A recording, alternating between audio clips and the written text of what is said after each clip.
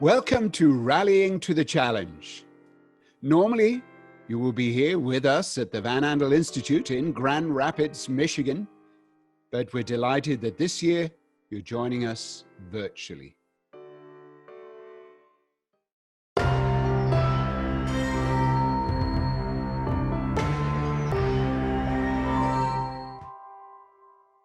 So welcome everybody. This is day one of Rallying to the Challenge. My name is Sean Hindley. This symposium began in 2014 as a place for patients and caregivers to participate alongside researchers and clinicians during grand challenges in Parkinson's disease scientific symposium. This year, the scientific symposium is addressing this key problem: how and when does Parkinson's start? As a patient, I would like to know and understand how my disease started. Was it because I grew up on a farm, or I drank contaminated well water? I used pesticides on the farm. I was a farmhand, or I fell down a flight of stairs and had a concussion, or is it my unique genetic makeup? I can't promise that we will be able to answer for each patient how and why this disease started, but hopefully after this meeting, you will have a better understanding of how and why it may have started. Today, September 24th, we're going to learn about patient experience on how and why PD starts, a scientific overview of how and why Parkinson's starts, what are the genetic risk factors, what are the environmental risk factors? Is there any role that viruses might have played? And then we're going to talk about stratifying people with Parkinson's and having clinical trials. We are at a unique time. COVID-19 has changed many things. Normally, this meeting is held at the Van Andel Institute in downtown Grand Rapids, Michigan. And even though this meeting is virtual, please remember that behind the scenes, many staff on both sides of the Atlantic are working on bringing you this important meeting. So please be patient. Some of the sessions are live and some have been pre-recorded. There will be times during the meetings you can ask questions, watch your screen, and follow the instructions on how to submit questions. Since being diagnosed, I've become a member of the local nonprofit Parkinson's Association of West Michigan, based in Grand Rapids, Michigan, which helps patients in a variety of areas such as education and exercise. Another important aspect of life with Parkinson's is joining a support group. I can't stress how important it is to find a support group, even if you have only a few current problems with the disease. As a member of Team Spark, a local support group of approximately 50 members, and that's both patients with Parkinson's and their partners, we meet monthly. We talk about everything, and I mean everything. We laugh and we cry as each one of us navigates life with this illness. Most of all, listen, write down, and learn. As a Parkinson's patient, the most important piece of advice I can give you is to learn about your disease, as it will be part of your life for many years. I am in year 5 since diagnosis, and at the current age of 53, still plan on living 20 more years. I can only be successful at that if I learn about this disease so I can communicate best with many doctors. Enjoy the day, and now we're going to talk to some people from Team Spark, or we're going to watch the video.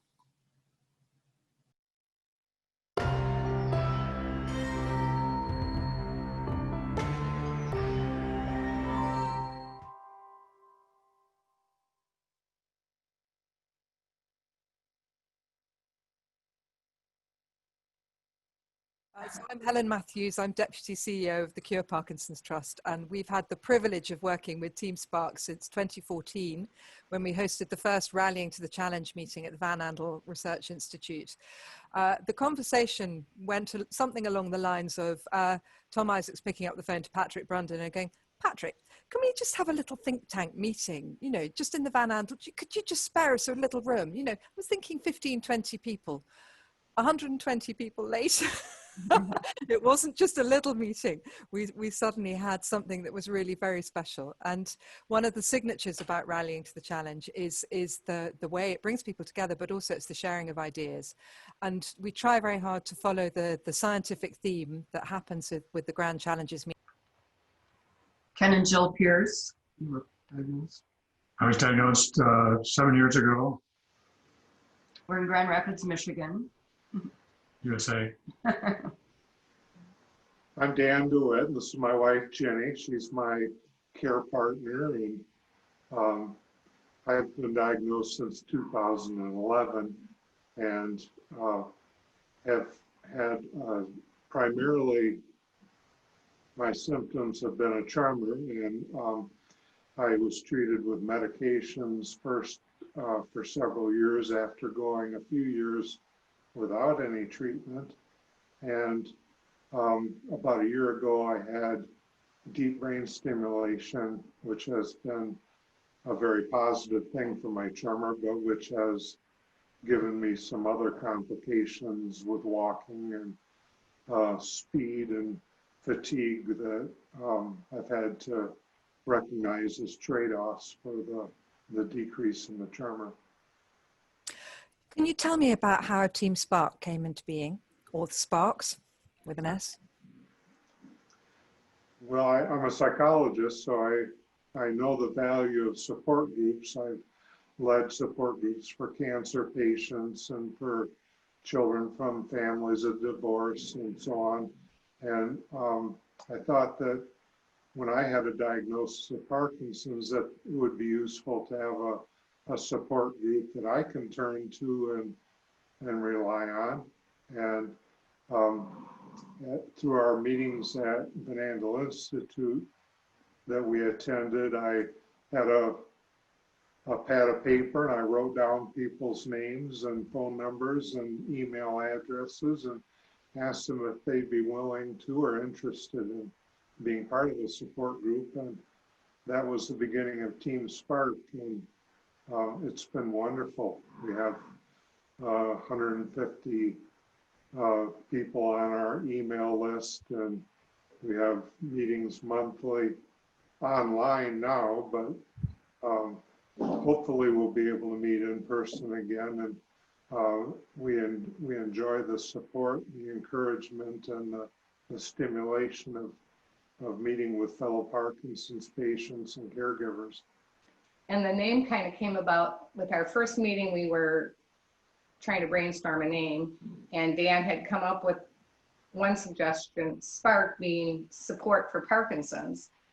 And as we went around the group asking people, you know, about themselves and a little bit, a message that kept coming through was, you know, this is not my caregiver, this is my teammate. You know, we're in this together.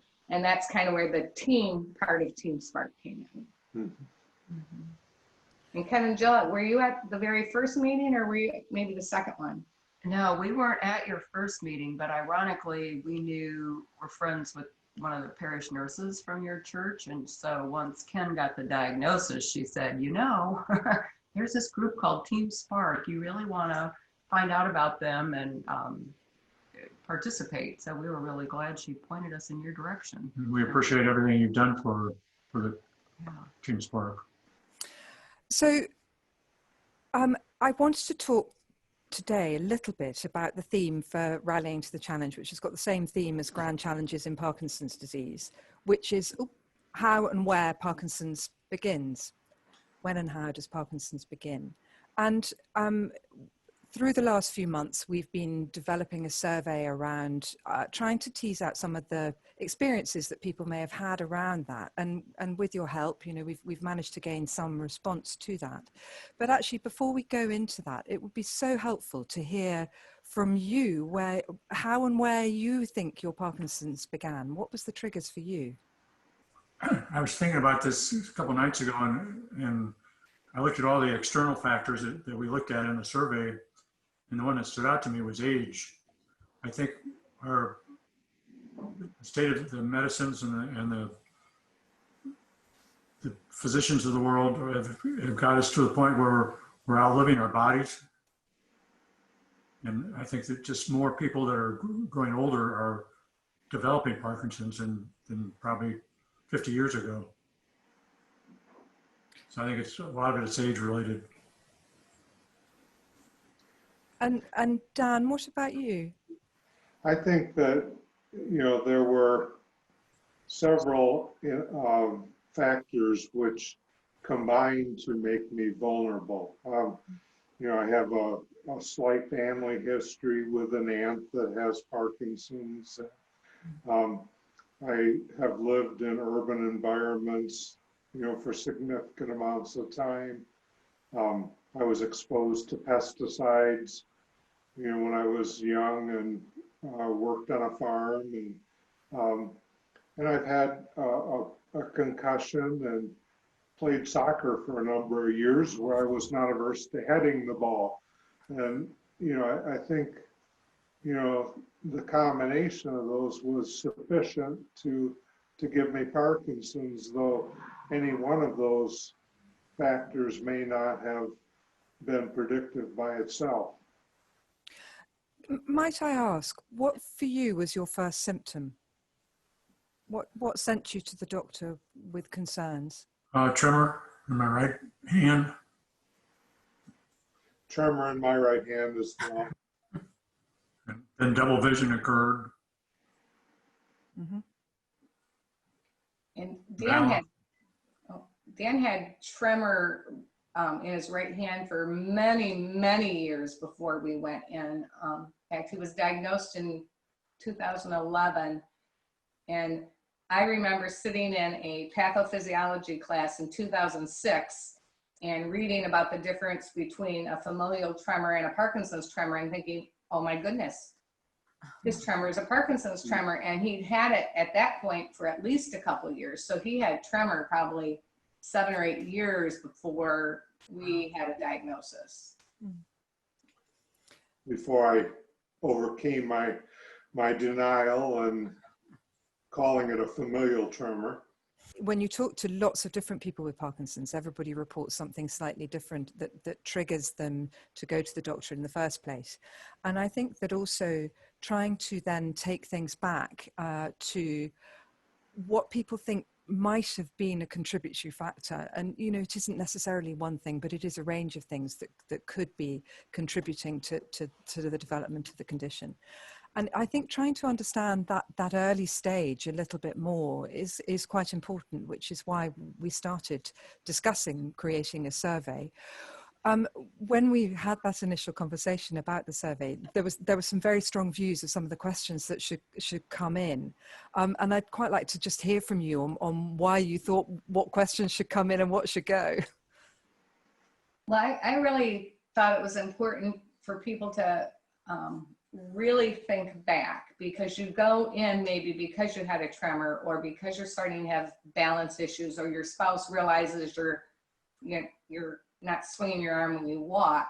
So that was your first kind of movement symptom. But for many, many people then, as you say, well, now think about these other things that in retrospect, can be early signs or could be symptoms of Parkinson's, like the loss of smell or the constipation or diarrhea or some of the mood disorders. So don't just think of what brought you to the doctor, but as you look back, knowing that these are all potential Parkinson's symptoms, what might you have seen, and how long before those movement symptoms started did you have those other non-motor symptoms?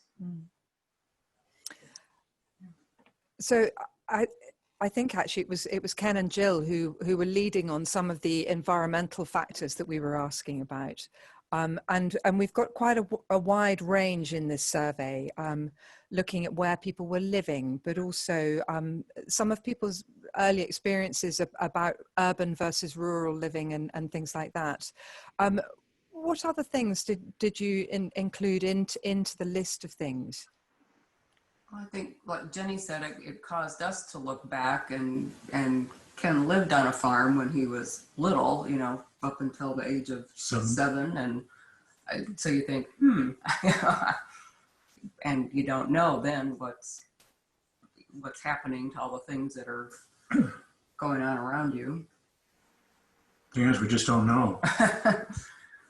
Yeah, that was, we don't know what the treatment was or what kinds of things were used in gardens or, those kinds of things. And there aren't people left to ask, do you remember? I don't have any family history of Parkinson's that I know of. I think it is interesting because we broke the survey down into environmental considerations, but then also physical considerations. We then looked at that pre-diagnosis time and what people were starting to notice was happening. And interestingly, from the 153 people who've responded so far, around half had lost their sense of smell before diagnosis. 42% were struggling with constipation. And at least a quarter having sleep disturbance of some sort, shape, or description, and particularly REM sleep disorder. So there are some trends that are starting to come through prior to diagnosis, which I think is really interesting. But actually, interestingly, people are not picking it up more than a year before. It tends to be about a year before diagnosis that these symptoms are starting to become obvious to individuals, which is, again, quite interesting. In terms of the environmental considerations, just going back to that, what we've seen so far is that 66% of people who've replied are living in urban areas. But we've also seen that the majority of our respondents are from the UK, the US, or Australia. It would be fascinating to gauge what's happening in other countries around the world. Have you read Ending Parkinson's? I have not. We have. Yes. Yeah, we have. You have. Mhm. Jill, what was your feeling around the book? I was amazed at all of the environmental factors that they talked about, and things that you think back to growing up, and it's just like what people used on their lawn or what people used in a garden, and didn't think anything of it because they were going for green and all of those kinds of things. And then to see, even with the information coming in about how detrimental they are, how difficult it is to get them taken off the market. I was just surprised at that. There is another area that I think will be touched on as part of rallying, which is prodromal Parkinson's. And actually there is a webinar that we are running on the 2nd of September with the Journal of Parkinson's Disease around prodromal Parkinson's and the ethics around that, and collecting information before people have a confirmed diagnosis of Parkinson's, and trying to just tease through what people feel a little bit about that. So we added some questions into the survey, and fascinatingly, 70% of people said that they thought that an early diagnosis would be incredibly helpful, because a quarter felt that it would have changed their lifestyle decisions, and particularly around exercise routines. Do you think that that's a valid finding? I think anytime you can give people the opportunity to do something about a disease early on, it's helpful, because maybe there are some neuroprotective habits or medications or diets that you can engage in that can affect the course of your disease or the rapidity with which it proceeds. I think a message that we got early on was, yes, you have Parkinson's, but at this point in time, you're doing well, you don't need medication. And there wasn't really any recommendation to, start exercising, or there was nothing beyond the fact that, yeah, you don't need medication right now, you don't need to be treated, basically come back when you start having more problems. Once we finally saw a movement disorder specialist, then he was much more proactive in saying, hey, these are some things you can do now, even before you need a medication. So maybe that's an education for people, maybe that's an education for primary care docs or general neurologists, that, yeah, just because they don't need medication we can take steps to, yeah, mitigate it or slow it down, or at least improve your quality of life in the meantime. It's very interesting. If you talk to Bas Bloom, who operates out of the Netherlands, he's very keen on the idea of an exercise prescription. Make sure that people are, taking the exercise that's right for them to be as well as they possibly can be. But given that he is a proponent of 360 care with the person living with the condition right at the heart of that care pathway, or care circle, I guess it really is. It's fascinating to see if we can actually try and embrace some of those principles, I think, in terms of the information that people have access to live well with Parkinson's. Yeah, we were fortunate that Ken saw movement disorder specialist. That was who we went to first, or who he was referred to first. And we got the word on exercise, so kind of jumped on board that exercise bandwagon right away. I think I'm in better shape now than I was 7 years ago when I was diagnosed because of the exercise. I think an important element of this survey is to perhaps look at the cumulative effect of several risk factors. And, if you could have a way of defining how many risk factors you should take seriously and, seek out an early consult or an early diagnosis. And we really need to have a diagnostic test that is capable of finding Parkinson's earlier and giving us a heads up that, hey, you should be doing something now, or you should be alert to the Parkinson's phenomena in your life. And I don't think we have that right now. Because that is what people tend to do, right? Yeah. And I think that's exactly the point. It's making sure that people have got the right information to make some great decisions. Because even if you've got a number of risk factors that may be contributing to you developing Parkinson's, it is only a maybe. You may not develop Parkinson's as well. But actually, some of the lifestyle things that you could implement early may be preventative, or may delay that, and allow for people to not develop a diagnosis.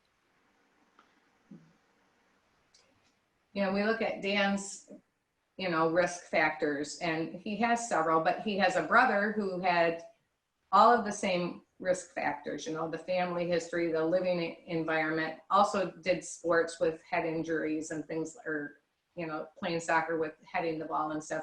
He does not have Parkinson's. So yeah, just because you have the risk factors doesn't mean you're going to get Parkinson's. So yeah, it's just that idea that, maybe you have a genetic mutation and then you're adding all of these risk factors on. So it's the multiple hits. So we don't want anyone to think, oh, I have this list of risk factors, therefore I will have Parkinson's. I think it highlights the urgency of coming up with a cost-effective, simple test of Parkinson's that can be reliably administered and give you a fairly good diagnosis early on. I think of the dogs that can smell Parkinson's. If that, a nasal swab sent in the mail is a fairly easy and cost-effective way of determining Parkinson's, but I don't know the statistical validity of that test yet, nor is it widely available. It's getting there. It's absolutely getting there. It's being run out of Manchester University over here in the UK. And if you remember the story, it was Joy Milne who said she could smell Parkinson's. She could smell it on her husband, and then she ran through a series of tests of smelling people's t-shirts, and she got it absolutely right all the time. And so they've taken that and they've worked on metabolites on the skin, and that's where they think that they should be able to pick up a test. But it's a really exciting piece of work, and Joy, you know, it was fantastic that it was somebody's observation that led that research. And I think that that's why things like this survey are important. It's drawing out people's lived experience. It's people who are living with a disease, but can then reflect back on when that disease came into their lives, that could provide interesting insights that could then open up avenues of research. Mm-hmm.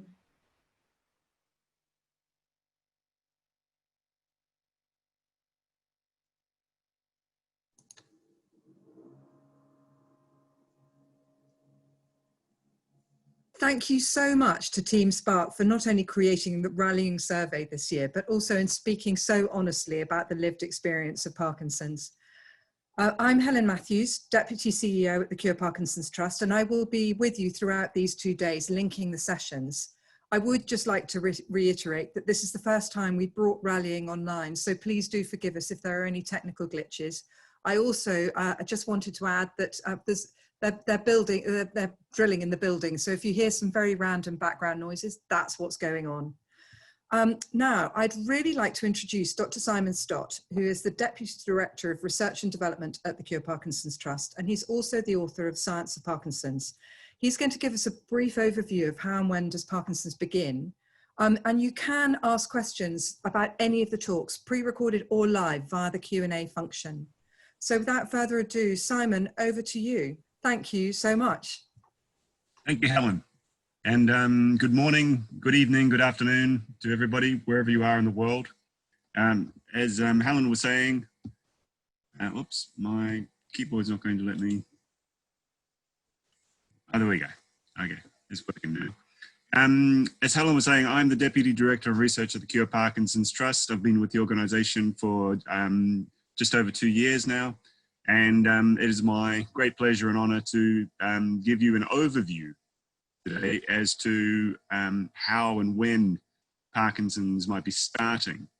And as the picture displayed here demonstrates, it is not a straightforward road. It is potentially different routes for everybody. The first question to ask, though, of course, is what exactly is Parkinson's? What are we talking about when we talk about Parkinson's? Now, classically, you'll see in the textbooks, and you'll hear from presenters like myself who'll stand up and will say it's the second most common neurodegenerative condition after Alzheimer's, and it is characterized by a selection of motor features, those being slowness of movement, rigidity of movement, and in many cases, arresting tremor. And also the motor features will correlate or be associated with the loss of dopamine neurons. The dopamine neurons are a population of cells in the brain. They produce a chemical called dopamine, very novel name. And the dopamine is important for many functions, many neurological functions in the brain, but it's critically important for our smoothness of movement. And you can visualize dopamine neurons in the brain. If you take a cross-section of brain from individuals after they've died, it's best to do it after they've died as opposed to before they've died. But there's a region called the midbrain. And if you look at an unaffected brain, as you can see here on the right of the screen, you'll see a dark shading on either side. I don't know if you can see my little cursor here, but I'm going to move it around. These dark shaded areas here, these are the dopamine neurons. They produce a protein called neuromelanin, which is dark. It's got a very pigmented color. And it allows you to actually visualize with your eye where the dopamine neurons are in the brain. Now, if you then take a cross-section of the brain from a person who passed away with Parkinson's, you can see that there is a lot less of this coloration. And it's at about approximately 50% of the dopamine neurons are lost by the time somebody is diagnosed with Parkinson's. These dopamine neurons, the midbrain's down here, and it's sort of at the base of the brain. And these dopamine neurons have long branches that stretch up into the sort of middle of the brain. They're going from the midbrain to the middle of the brain. That's very useful. They're going into these two areas called the putamen and the caudate. These are the sort of the two primary areas where they're stretching these branches. These branches are called axons. And they're sending their axons to the putamen and to the caudate. And this is where they release most of their dopamine. And these two areas play a critical role in our ability to move. Movement becomes extremely inhibited. It's not the case with Parkinson's that you cannot move. It's more a case of movement becomes inhibited when you have Parkinson's. And you can see this here as in the normal unaffected situation, the dopamine neurons will project their axons up into the putamen and to the caudate. As Parkinson's develops, there are less and less of these fibers as there are less and less of the dopamine neurons. And we can visualize this as well with modern brain imaging techniques, such as a DAT scan here. The yellow red coloration demonstrates turnover of dopamine. And this is an unaffected brain on the unaffected individual on the left-hand side. And in a person with Parkinson's, you can see there's a lot less of this yellow and red coloration. This is a bird's eye view of the brain. So we're looking down on it, and this is the putamen and caudate on each side of the brain that we're looking at. You can see that the person with Parkinson's has a lot less. But does Parkinson's start specifically when we start losing dopamine neurons? What is it that's causing these dopamine neurons to be lost in the first place? This is the riddle that has really sort of driven a lot of the research focused on Parkinson's.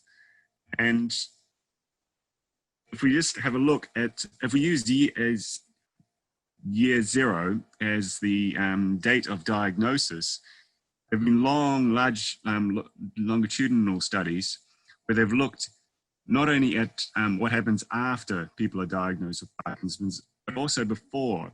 So you can follow people with Parkinson's and you can see that they have rigidity and tremor, and then freezing of gait and falling issues. And later there'll be complications potentially for some individuals. There'll be cognitive issues, etc.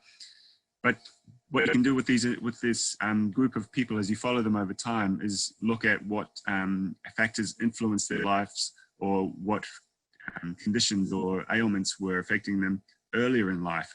And common themes include constipation. That can be seen as much as 20 years before diagnosis, excuse me. And then you also have what's called RBD, and you're going to learn about RBD during the next 2 days. This is called REM sleep behavior disorder. And these are individuals who will act out their dreams.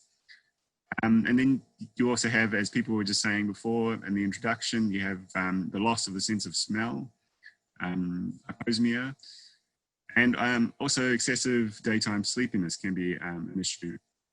So we've got these longitudinal studies that are giving us indications of what is going on across the course of the condition. But it also gives you a nice sort of broad view of the condition, and it suggests that the date of diagnosis is not exactly when the condition itself starts. So now there's a tremendous amount of research that is focused on this premotor or prodromal period of Parkinson's. And one individual that's played an important role in Parkinson's research, not only from the standpoint of post-diagnosis, but also the prodromal period, is this gentleman here. His name is Professor Heiko Brack. And for years, he has been analyzing the brains of people that have passed away with Parkinson's or suspected Parkinson's. And he has built up a very clever staging, very clever pattern of how the condition is developing in the brain. And it's called Brack staging. And I'll come to Brack staging in a minute, but he uses a protein called alpha-synuclein to, he used it to determine this staging process. Now, alpha-synuclein sounds like a galaxy far off in some distant part of the universe, but it's actually one of the most common proteins in our brain, a protein being a functional piece that does something in a cell. And we have a lot of alpha-synuclein. It makes up about 1% of all of the neurons that we have in our brain. So it's one of the more common proteins. But in people with Parkinson's, what we see is that it starts to accumulate and form these little balls. So on the cartoon here, you can see there's the nucleus above, but then there's this thing called a Lewy body underneath. And the Lewy body is pointed to on the right-hand picture with the red arrow. You can see this Lewy body. The circle above it is the nucleus. That's the Lewy body inside the cell. And alpha-synuclein makes up a large portion of these Lewy bodies. So Heiko, Professor Brack, he used, he went looking in the these post-mortem sections of brain and trying to determine where in the brain he could see these Lewy bodies at different stages of the condition, at different time points.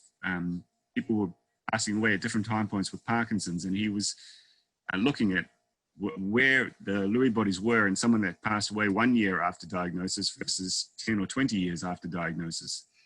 And gradually he started building up this staging schematic we see in front of us, where in Brack stage 1 and 2, you see Lewy bodies in areas such as the olfactory bulb. The olfactory bulb is in charge of our sense of smell. And then you also see Lewy bodies sort of down here in what's called the brainstem. This is the top of the spinal cord. And there's areas such as the dorsal motor nucleus of the vagus and the pons, the locus coeruleus, to name a couple of areas that are affected during stage 1 and 2. Then at stage 3 and 4, and stage 3 is actually where the dopamine neurons are affected. But at stage 3 and 4, what you start to see is that these alpha-synuclein, these tiny little Lewy bodies, start to appear in higher regions of the brain. You see the first glimpses of them appearing in the cortical areas, these areas up here. And then the brainstem well and truly becomes more covered with Lewy bodies. And by stage 5 and 6 of Brack, you are starting to see Lewy bodies in many areas of the brain. And so Professor Brack decided not just to stop there, given that once he had built up an idea of what's going on inside the brain, he started going and having a look at other organs in the body. And something he noticed almost immediately was that the nerve cells lining the stomach, the gut down here, intestines, these nerve cells are called the intrinal nerves, and he saw evidence of alpha-synuclein in these nerve cells as well. And so he was wondering, and this was very, very early on in the condition, sometimes when individuals had very little staining in, Lewy bodies in the brain, he was seeing alpha-synuclein Lewy bodies in the lining of the stomach. So this started to a process of making him wonder whether the condition might be starting in the intestines and then making its way to the brain. And we're going to have a session tomorrow where we're going to be listening to two experts in this field of gut-to-brain research. That is Dr. Vivian Labrie and also Professor Per Borghammer. And they'll be chatting with a dietitian named Rochelle Flanagan, who herself has Parkinson's. And they'll be discussing this nerve that's called the vagal nerve or the vagus nerve. And it's one of the main sort of highways. It's a super highway for nerve fibers in the brain, going from the brain down and connecting with multiple other organs. But quite a lot of it is connecting with various regions of the intestines. So when they have their discussion tomorrow, it's a wonderful discussion. It really is fantastic conversation about all the research that's going on in this field. But they'll be discussing quite a bit about the vagal nerve. So just for you to know beforehand, that's the nerve that goes from the brain stem here down and makes contact with the intestines, etc. So we've got this sort of broad picture now of what could be happening in Parkinson's. We have longitudinal studies that's suggesting that there are things happening well before diagnosis, and we have histological studies, these analyses of postmortem brain tissue and body tissue, giving us indications that stuff could be happening in the gut. But what factors might be causing Parkinson's then becomes the question. What could be kicking off this process that results in Lewy bodies starting to appear in different parts of the body and brain? Now, it's not a very comfortable topic to discuss at the moment, given the current situation with COVID, but viruses have been a common theme ever since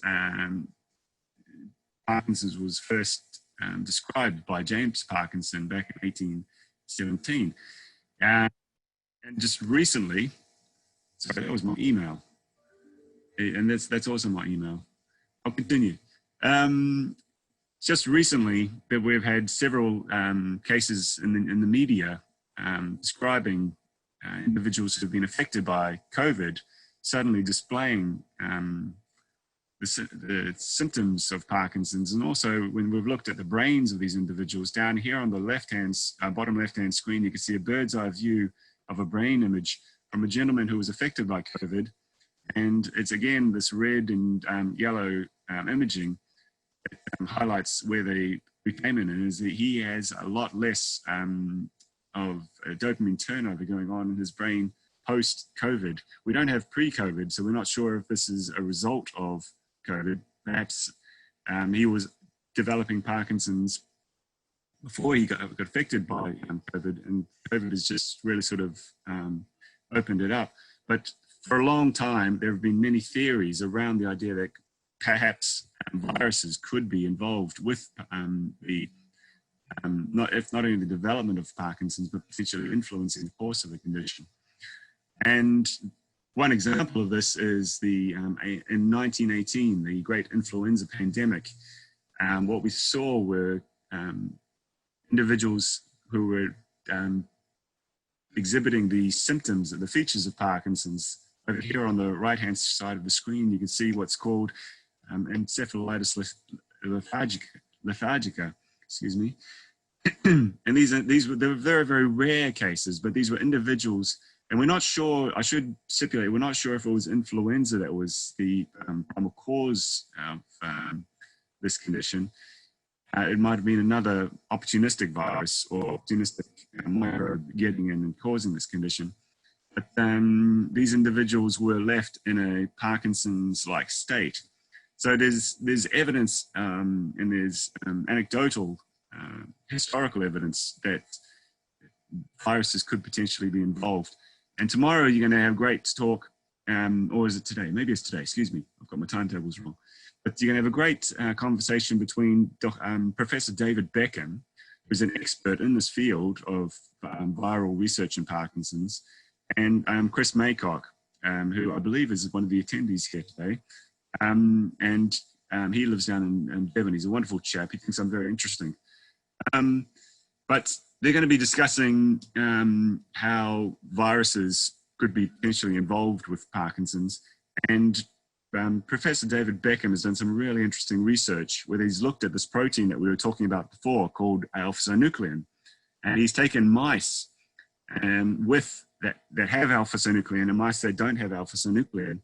And he's infected them with a virus that it's a lethal virus.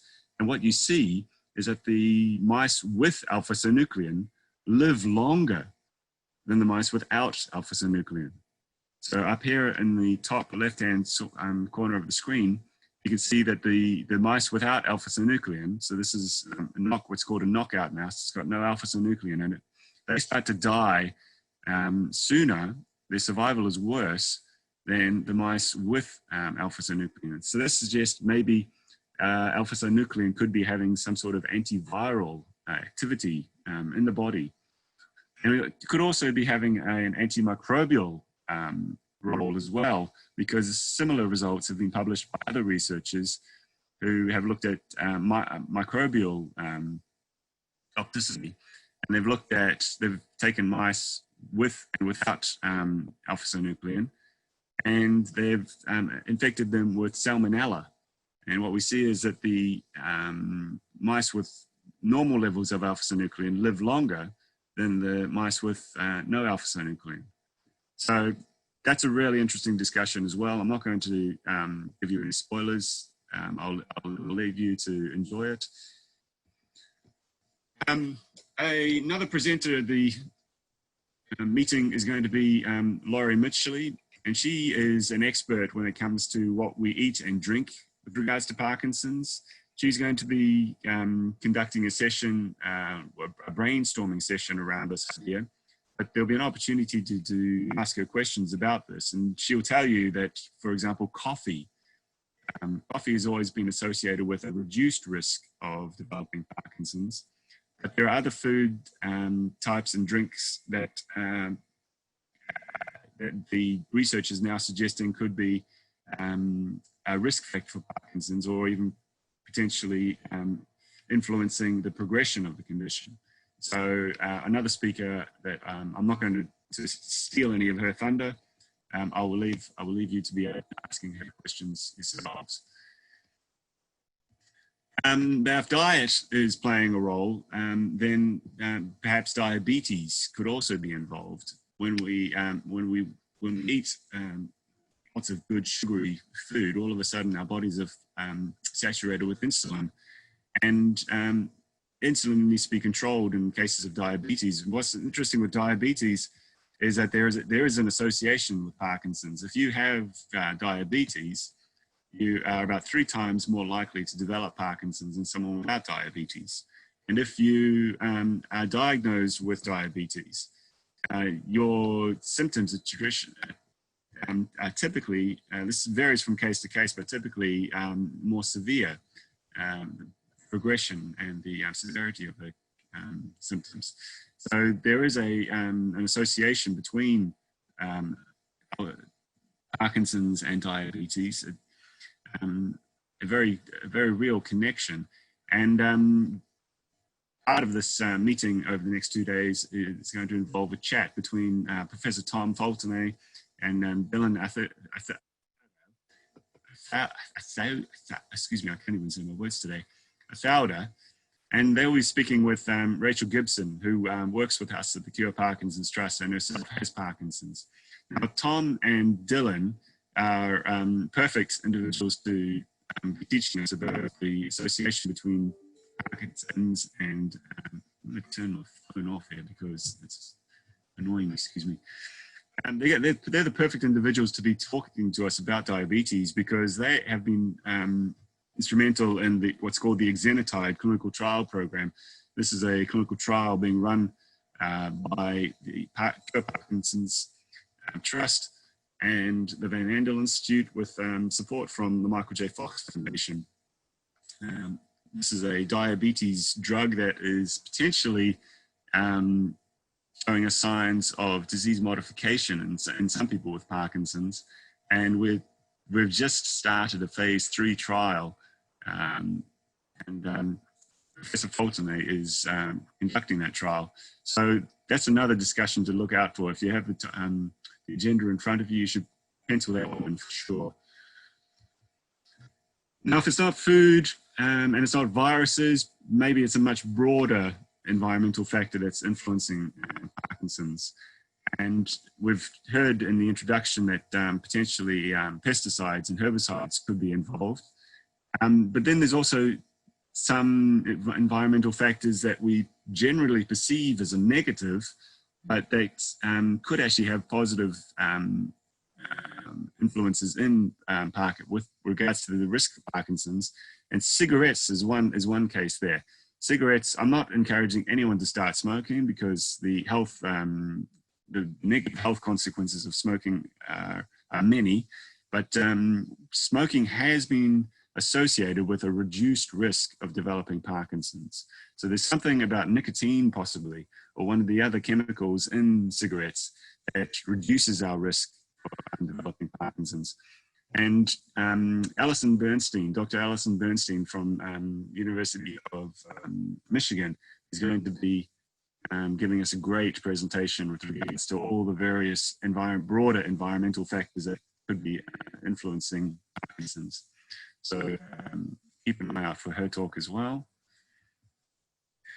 Now, an obvious one that everybody always asks about with regards to what could be causing Parkinson's or influencing Parkinson's is this genetic factor. The genes, the DNA that we have in our body, how is this influencing our risk of developing Parkinson's?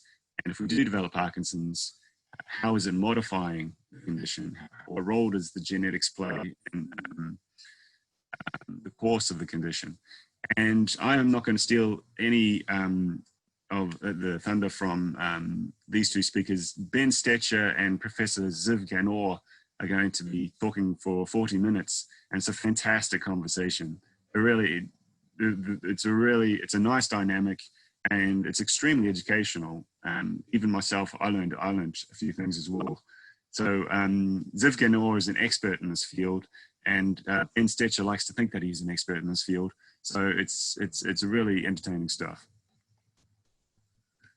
Now, when we think about all of these factors that are potentially influencing Parkinson's, it sort of gives rise to this idea that maybe some people are some people's Parkinson's has resulted from environmental factors. Maybe others have been affected by a viral infection at some point in their lives. But it starts to make you think that instead of being a singular condition, rather than one specific disease, maybe we're looking at something more like a syndrome. And a syndrome is a medical condition, is a set of medical conditions that all share a similar sort of appearance. And so perhaps from the standpoint of clinical trials, we should be stratifying participants in those clinical trials to enhance our potential for discovering new treatments specific to those types of Parkinson's. And Dr. Richard Wise, who is the Director of Research at the Cure Parkinson's Trust, he is going to be giving us a talk tomorrow, today, yes, it's today, about the the biomarkers, the research that's going into biomarkers, etc., so that we can start to better design clinical trials around these sort of subtypes of Parkinson's. And finally, one other important topic that's going to be discussed in the rallying meeting is PD Avengers. This is a group of Parkinson's advocates who have been stimulated by the recent publication of this book, Ending Parkinson's Disease, by Ray Dorsey, Michael Oken, and Bas Bloom, to set up a international, an international fight to end Parkinson's. If we've got all this research looking at how Parkinson's is starting, let's also focus on how we can end it. And we're going to have a session during the rallying that'll be conducted by Sonia Mather, Amatola Thomas, Tim Haig, and Larry Gifford. And it is certainly one to look forward to as well. Now, I am going to stop talking now. I'd like to thank you very much. And if there are any questions, I'll be happy to take them. I will hand back the screen. Oops, I'm no longer sharing. How did I do that? Simon, thank you very much. Actually, I think what we'll do, if it's all right, is if you have questions for Simon, could you put them in on the Q&A function, which is in the middle of the bottom of your screen? And then we'll make sure that Simon either answers those by typing a response back to you, or we'll actually we'll drag him into one of the Q&A panels a bit later on today. But Simon, thank you very much. That was a fantastic overview of what's coming over the next few days, but also actually just an overview of where and how Parkinson's begins. So thank you very, very much. We do You're have welcome. a break for a few minutes, and we've tried to make these helpful breaks. The Davis Phinney Foundation has really generously provided some short exercise classes for those of us who get a bit tired of sitting in one position on Zoom. So please do join Danielle's Zumba class, or perhaps it's time for a nice cup of coffee. So see you in about 5 or 6 minutes, because it's quite a short one, this break. But just looking forward to seeing you back here. And again, do remember to post questions in the Q&A section. And Simon, thank you for battling through with a very sore throat and streaming cold. So thank you so much.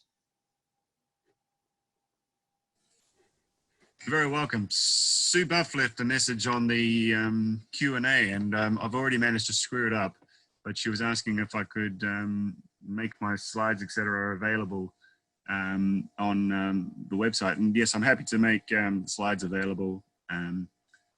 I will follow up with what. That's a great point. The whole thing will be available to see again early next week on the Cure Parkinson's Trust website, and the pre-recorded films will be available to rewatch at the end of each day. But the whole thing, just give us a little bit of time to repackage this and make it available for you all early next week. So without further ado, on to the break. Thank you very much, everyone.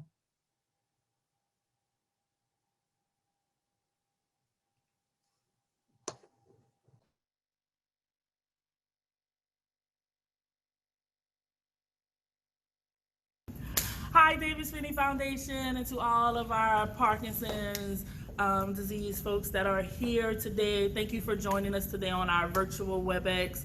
We greatly appreciate it. But still, in the midst of everything, we're still going to have our movement break. So as we know, our movement break is to keep us moving, to keep our muscles moving, keep our joints moving.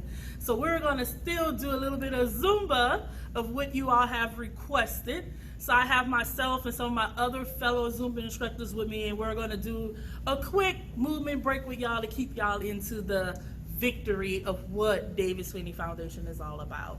So we look forward. You can do these moves either sitting down in your chair while you're at home, or you can get up and move around along with us. Look forward to everything, and here we go.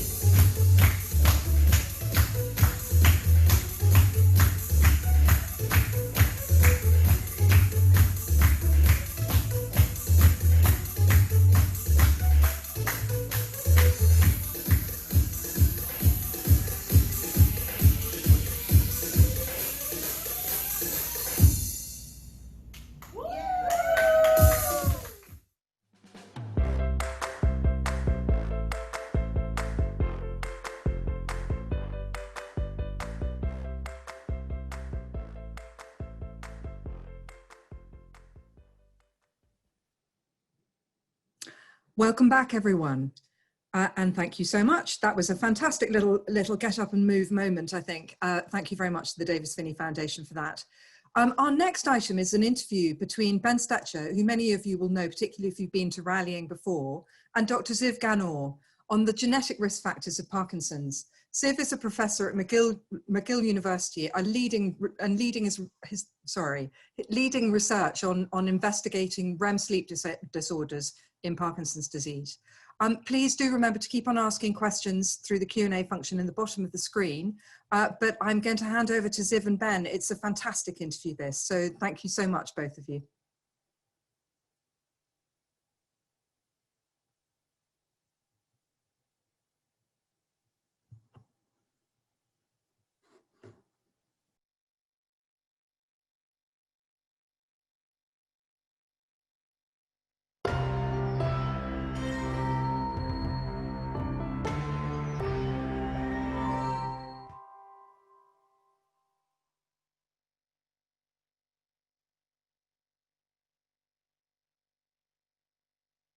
All right, hello everybody. Thank you for joining us today. I'm here today with the acclaimed neurogeneticist, Dr. Ziv Ganor. My name is Benjamin Stetcher. I'm a patient advocate here in Toronto. I also do some work with the team down at the University of Cincinnati, and I do quite a bit here with the patient board at the Toronto Western Hospital. But yeah, we're here today for what we hope will be a rousing conversation on genetics, and there's no one better to speak to genetics than Dr. Ziv Ganor. So hi Ziv. Good morning. Could you please introduce yourselves to all the people that are watching? Sure. So my name is Ziv Ganor. I'm an MD and PhD working at McGill University, the Montreal Neurological Institute, in the Department of Human Genetics. And I've been studying the genetics of Parkinson's disease for the past 14 years now, with a lot of focus on common genes that are involved in Parkinson's disease, such as GBA, LRRK2, and others.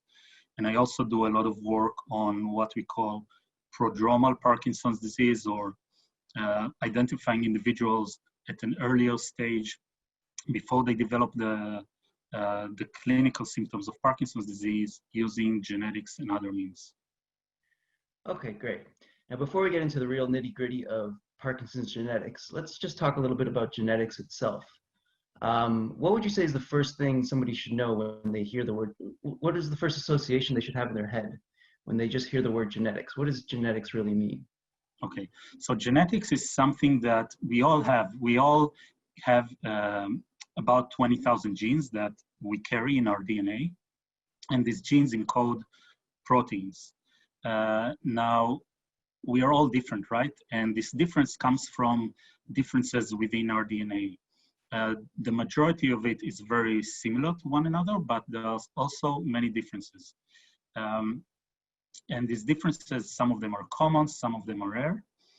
And what we've learned during the years is that these what we call genetic variants, they can affect the risk for developing different diseases, different conditions, and not only diseases, height, BMI, all kinds of human appearance. So I guess that's the easiest way to define genetics. Okay. Now, genetics is often also defined as kind of the blueprint to who we are. Is genetics enough to explain what a human being is? No, absolutely not. Genetics explains a small portion of it, not even the majority of it. There's a lot of other influences. There are all kinds of environmental influences that affect the way we develop, the way we grow, and what we become eventually. There are also what we call stochastic events, so events that are just by chance, whether in the very molecular levels of the cells or just things that happen by chance in our lives while we develop within our mother's uterus and so on. So genetics is definitely a part of it and an important part of it, but it's still a small part of it, I would say. Okay, now getting to the topic at hand, how much of, or would you say that Parkinson's is genetic? What I would say is that Parkinson's has a genetic component. And I will explain what it means. Very briefly, there is about 1% or maybe up to 2% in the general population of people with Parkinson's disease who have purely genetic disease, which means that they have some kind of a variant or what sometimes is called a mutation that leads to Parkinson's. But this is a very small minority of the cases. Then there's everybody else have genetic variants that affect the risk for developing Parkinson's disease. So including myself, including everyone, we all carry these variants that are relatively common that can affect our risk of Parkinson's disease. But they are not causative. It means that if you have them, it means that you maybe have an increased risk for developing Parkinson's disease, but it doesn't mean that you will necessarily have it. And overall, all these genetic variants, they contribute to about 25 to 35% of, out of all the factors that cause Parkinson's disease, you can say that 25, 35% are genetic. So in that sense, genetic Parkinson's disease is more environmental. The contribution of other factors that are non-genetic is larger than the contribution of genetics, but genetics has a major role. Okay, now when you say the word environmental, I think a lot of people think exposures to toxins and pollutants, but I think environmental encapsulates a little bit more than just the dangerous things you might be exposed to. What do you mean exactly when you say environment? It's everything we're exposed to. So it's our nutrition, it's what, you know, even the natural process of aging. As we age, we accumulate iron, for example. So iron is an environmental factor. It's something that is not genetic. It's something that comes from the outside, but having too much of it can be a problem. Having too little of it could be a problem. So it's not necessarily just exposures to specific toxins or poisons or heavy metals or things like that. It could be things that we all consume on a regular basis that are just part of it. There's also, in recent years, we've learned a lot about the microbiome. We don't know how much it's really associated with Parkinson's. When I say the microbiome, I mean the population of bacteria and viruses and other types of microbes that are within our digestive system. So there is some evidence that they could also be involved in Parkinson's disease. So all these things combined, I call them environmental. So it's not just environmental. It's basically, when I say environmental, I mean everything that is not genetic. Okay, and taking those two pools, we have the genetic pool of factors and then the environmental pool of factors. Which one would you say we understand better? And could you compare how well we understand the two pools? Yeah, in my opinion, I'm a bit biased, but in my opinion, we understand genetics much better because genetics, it's a lot easier to study. The first discoveries in genetics came from familial studies. These are studies that were done in families where there were multiple individuals with Parkinson's disease. And when you have cases like that, it's relatively easy to identify disease-causing genetic variants.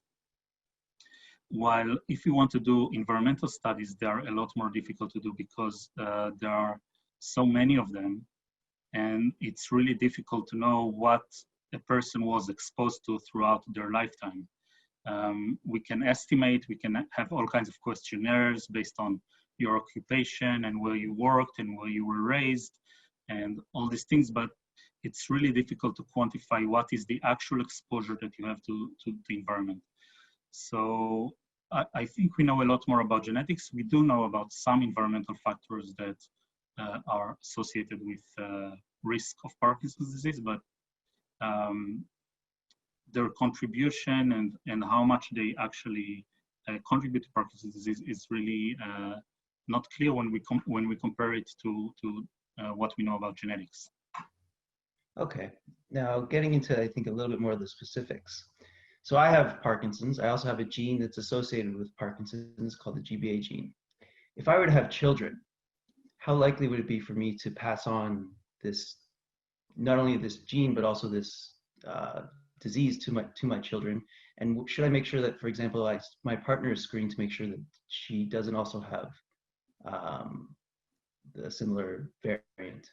Okay, so I will have to divide my answer to a few things. First, we all have the gene. We all carry the gene GBA. What you have and what other patients with Parkinson's disease have is genetic variants in these genes that are increasing the risk of developing Parkinson's disease. Now, you're asking specifically about yourself, but I want to answer specifically about GBA, but also in general, because the answer to you would not be the same as an answer to another individual with a mutation in a gene called LRRK2 or in a mutations in a gene called Parkin, for example. So for GBA, if we start with that, the first part of your question, the most likely scenario is that even if your children will inherit this genetic variant that you have in GBA, they're most likely not to develop Parkinson's disease, because there is something that we call penetrance, which means that if you have a specific genetic mutation or a genetic variant, what is the chance that you will have the disease? Now, for GBA specifically, it's anywhere between 10 to 30% based on the data that we currently have, and it's depending on the type of mutation that you have. So some mutations, it will be closer to 10%. Some other mutations, it might be closer to 30%. But still, the vast majority of people who will have these mutations will not develop Parkinson's disease. Now, specifically for GBA, in your part of the question when you asked about genetic counseling, variants or mutations in GBA, they also cause, if you have two variants rather than one, they can cause another disease called Gaucher disease, which could be a lot more severe than Parkinson's. Not to underestimate Parkinson's, obviously, which is a very difficult disease, but Gaucher disease can be lethal even in some forms of the disease at a very early age. So specifically for GBA, it is important when you have partners and you know that you have a GBA mutation, is to, before having children, is to do genetic counseling and check the partner. And then based on whether or not they have or do not have mutation in GBA, then decide how to move forward. Now, that was related to GBA. Other genes that are what we call the familial genes of Parkinson's disease, and there are not many of them. So for each gene, the answer would be slightly different. For mutations in a gene called SNCA, the gene that encodes a protein called alpha-synuclein, which accumulates in the brain and the peripheral nervous system of people with Parkinson's, their penetrance is much higher, which means that the chance, if you have a mutation in this gene, your chance to have Parkinson's is much higher, and so will be the chance of your offspring. LRRK2, another common gene that has mutations in Parkinson's disease, the penetrance is somewhere in between GBA and synuclein. So it's probably higher than GBA, but lower than synuclein. So still, many of the individuals who have LRRK2 mutations will not develop Parkinson's disease. I hope that answers your question. It was a very long answer. Yeah, that does. It does, yeah. Now, backtracking a little bit. So there's a lot of words that are associated with Parkinson's that can be difficult to parse. It's difficult to know exactly what they mean. There's mutations, risk factors, variants. Could you give just a quick overview of what the difference is between a mutation, a risk factor, and a variant? Yeah, let's start with a variant because it's the easiest one. A variant is any variant in the human genome. Any difference between you and me in our DNA, we would call a variant. And again, this could be very, very common or very rare. So any genetic difference, whether small or large, it can be called a variant. Now, the definition or the difference between risk factor and mutation, it's a bit archaic, and now we try to use them, at least where I am, we try to use them less and less, at least the term mutation, because the definition is a bit obscure of a mutation. So it used to be a mutation is a genetic variant. It's a type of a genetic variant that would cause a disease, which is different than increase the risk or decrease the risk. Cause means that if you have the mutation, you will have the disease, or if you have two mutations in the same gene, you will have the disease. This is how it was used more in the past, but more and more people are using it to talk about any variant. So for example, if we're talking about GBA, so they say, and I also say that sometimes we say GBA mutations, but what we should actually say is GBA variants, because many of these variants will not cause a disease or have a small chance to cause a disease. And the last term that you mentioned, risk factor, that's exactly what it is. It's a variant that is associated with increased or decreased risk of developing a disease. So a risk variant for Parkinson's disease would be a genetic variant that a risk factor would be a genetic variant that affects your risk of developing Parkinson's. Okay, good. Was that clear, or I need to Yeah, that was very clear. That was a great overview. Now, the one that I think you spent most of your career on, and the one that has drawn a lot of attention of late, is the GBA, is variants in the GBA gene. You see, you made the correction very fast. How does the GBA gene affect Parkinson's? When you say how, what do you mean? Like in terms of the mechanism, or in terms of the risk? Well, how is the link made between this specific gene and this disease called Parkinson's? Okay, so to understand that, we need to go a little bit back in history. There were earlier reports in the 20th century. The earliest that I found was 1939, where patients with a disease called Gaucher disease that I mentioned before, which is what we call a lysosomal storage disorder. And we don't need to go into the details of what that is, but it could be a severe disease sometimes. So people who have that disease, some of them also had later on Parkinson's disease. And there were many observations like that over the years. Until then, in 1996, there was a small cohort of 6 patients with Gaucher disease reported to also have Parkinson's disease. And the first genetic study that linked GBA to Parkinson's disease, done by Ellen Sidransky and her group, was in 2004. Then there was the same year another group from Haifa, Israel, Ruth Gershoni Baruch and her colleagues, that looked at a group of Parkinson's patients and tried to and scanned how many of them carry mutations in GBA, and they discovered that quite a large percentage, more than 10% in both studies. In one of them, it was actually about 30%, which is very high. Carry, you see, I also said mutations in GBA, carry variants in GBA. And that was the initial discovery. Later on, there were more and more studies in many different populations, and variants in GBA are now known to be associated with risk of Parkinson's disease in literally every single population, no matter the ethnicity. So that's how it was.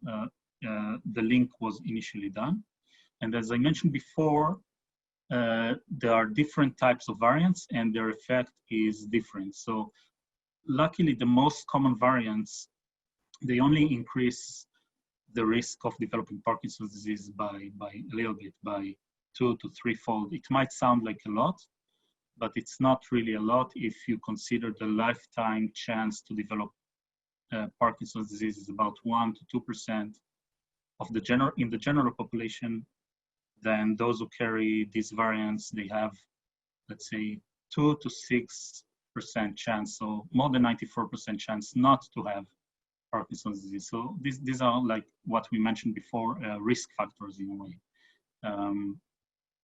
I hope that answers your question. Yeah, it does. It does. That's what we aim for. Yeah. Now, there's a lot of talk about subtyping in Parkinson's disease. And one of the biggest hopes is that we're going to have genetic subtypes of this disease that are going to be discretely defined. Then we'll be able to find specific therapies for people that have those specific genetic markers. How accurate, though, would you say it is that GBA, for instance, is a subtype of Parkinson's? Is GBA-PD a real thing? It's a complicated answer, but I will try to give it. First, the approach of dividing neurodegenerative diseases into subtypes, in my opinion, is the right approach in order for us to give better care to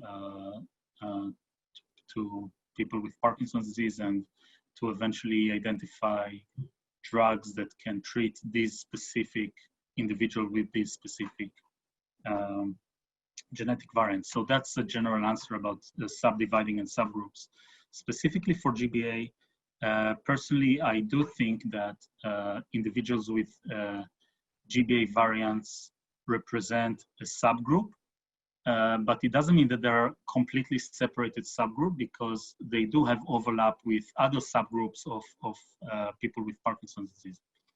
But if we look at them as a group, there is evidence that they represent a subgroup of patients in terms of, for example, the clinical presentation of Parkinson's disease. As you're well aware, every individual with Parkinson's disease has a different presentation of the disease. But if you look at people with GBA variants as a group, their disease is more, a bit more aggressive, I would say. It progresses faster in average, and in terms of the motor symptoms and in terms of the cognitive symptoms. And I think it's very likely that the important thing to understand is that if you have these variants or genetic mutations, it probably means that they affect some sort of biological mechanism. And this biological mechanism, that's what's important.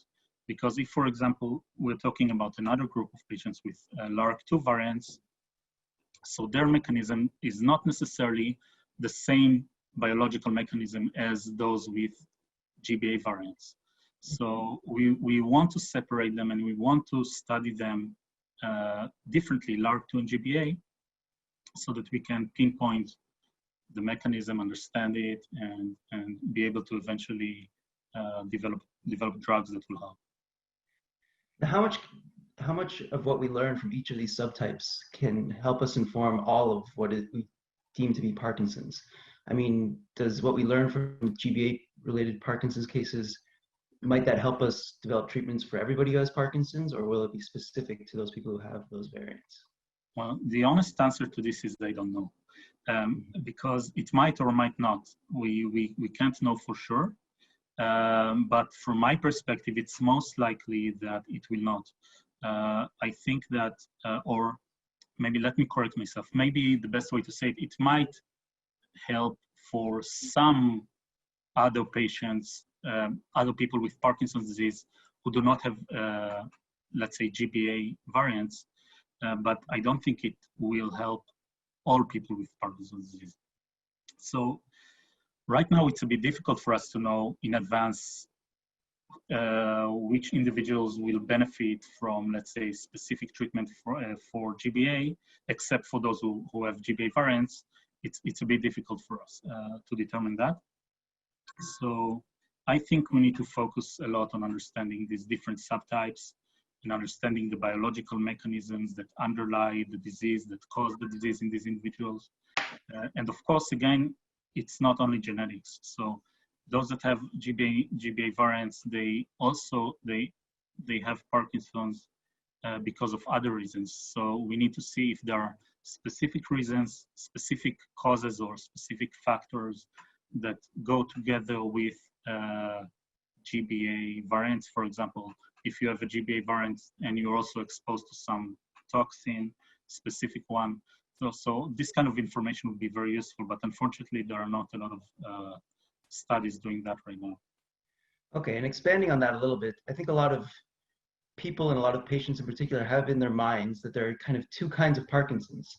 There's genetic Parkinson's, and then there's what clinicians would call idiopathic or sporadic PD.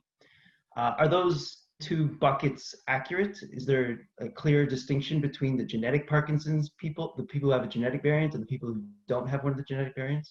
Yeah, so the answer to this is that all Parkinson's patients have genetic variants that are associated with the disease, but not only people with Parkinson's, everyone in the general population have it. So I don't think, so if we want to divide it to genetic Parkinson's disease and non-genetic, so the genetic would be those that have pure genetic, and I mentioned them in the beginning, pure genetic Parkinson's disease, and this is a very small group of patients, probably less than 2%, probably even less than 1%. So for example, individuals who carry 2 mutations in a gene called Parkin, they have pure genetic Parkinson's because it's unrelated to other factors. It's not the environment that affects them. Everybody else, including those with GBA variants and LARC2 variants, these are still risk factors. Some of them are very strong risk factors, so they can dramatically increase the risk of developing Parkinson's disease, but they're not purely genetic. There's a genetic effect, but it's not the only thing. And that's true for all idiopathic, what we call idiopathic patients. They all have some genetic variants that affect the risk. So in that sense, genetics affects everyone, but it's not as important in some people compared to others.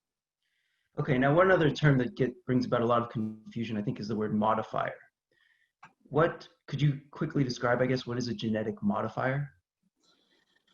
So again, that depends a lot who you ask. A genetic modifier, the way we see it and the way we treat it is, I'll give a few examples. So a few examples. For example, there could be variants in our DNA that do not increase our chance to have Parkinson's, but they could, for example, increase the rate of progression. So they are modifiers of the disease progression. So they will not be risk factors, but if you already have Parkinson's and you have these genetic variants, your disease can, for example, progress faster. So this would be genetic modifiers of disease progression. Now, there could also be genetic modifiers of a term we mentioned before, penetrance. Let's go back to the example of GBA. So if you have a GBA variant, as I said, it's most likely that you will not develop Parkinson's, but some people do. So what causes these people to develop Parkinson's rather than others? So it could be, again, environmental factors. That's the majority of things, but there could also be genetic modifiers of penetrance. So variants that if you have one genetic variant in GBA and you have additional genetic variant in another gene, the accumulation of both increases your risk of developing Parkinson's disease even more. So that could be a modifier of penetrance, for example. But to be honest, so far, we didn't find a lot of those. We found very few, and the majority of them are also risk factors of Parkinson's disease. So this is more of a theoretical thing that we are trying to find. There was one modifier in LARC2 that was reported a few years back, a gene called variants in a gene called DNM3. The name doesn't matter, but more recently, very recently, there was a paper that showed that this could be probably not true. So we know of very few genetic variants that we can call them modifiers of disease progression and of disease penetrance. Okay, now coming back to the patients themselves. If a patient wants to know if genetics plays a role, or what the known role of genetics is in their disease, what can they do? How do they go about finding out? Yeah, so it depends where they are. So for example, in the US now, there is a great initiative by the Parkinson's Foundation that's called PD Generation, where individuals from all over the United States with Parkinson's disease can receive a genetic test that will test the main genes. So not all the genes, but the main genes that are known to be involved in Parkinson's disease. And then they will know. That's one way for them to know. Another, that's for patients in the US. In other places, for example, in Canada, where I am, patients can enroll into studies. For example, we have the Quebec Parkinson's Network, and now we have the Canadian Open Parkinson's Network, which are basically patient registries where patients can enroll, and if they consent to give a blood sample or a saliva sample, we test their DNA, and if we find something, their clinician will go back to them with what we find.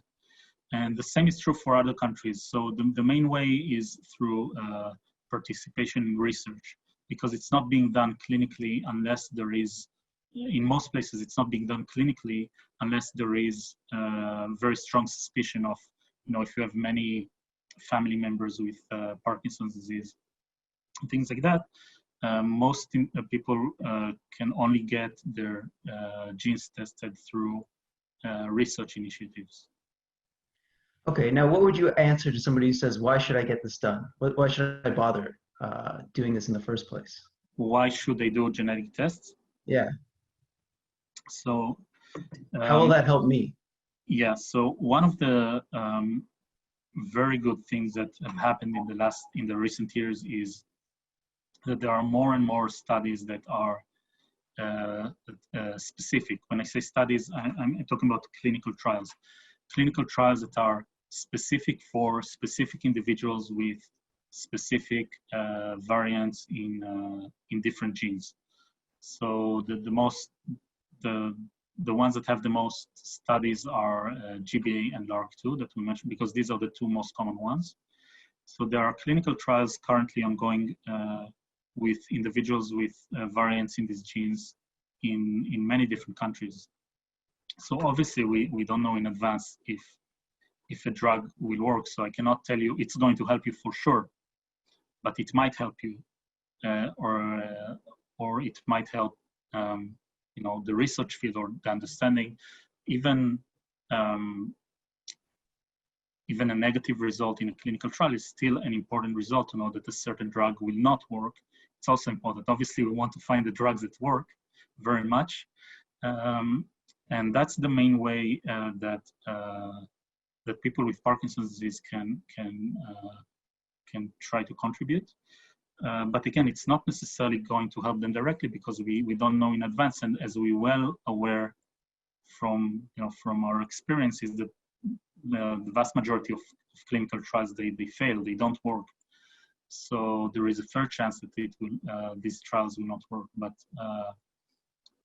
if we don't try, we will never know. So I think it is very important when, and there are more and more trials coming. I work with many pharmaceutical companies that I know are planning to go towards trials with different approaches that are targeting specific individuals with Parkinson's disease with specific genetic variants.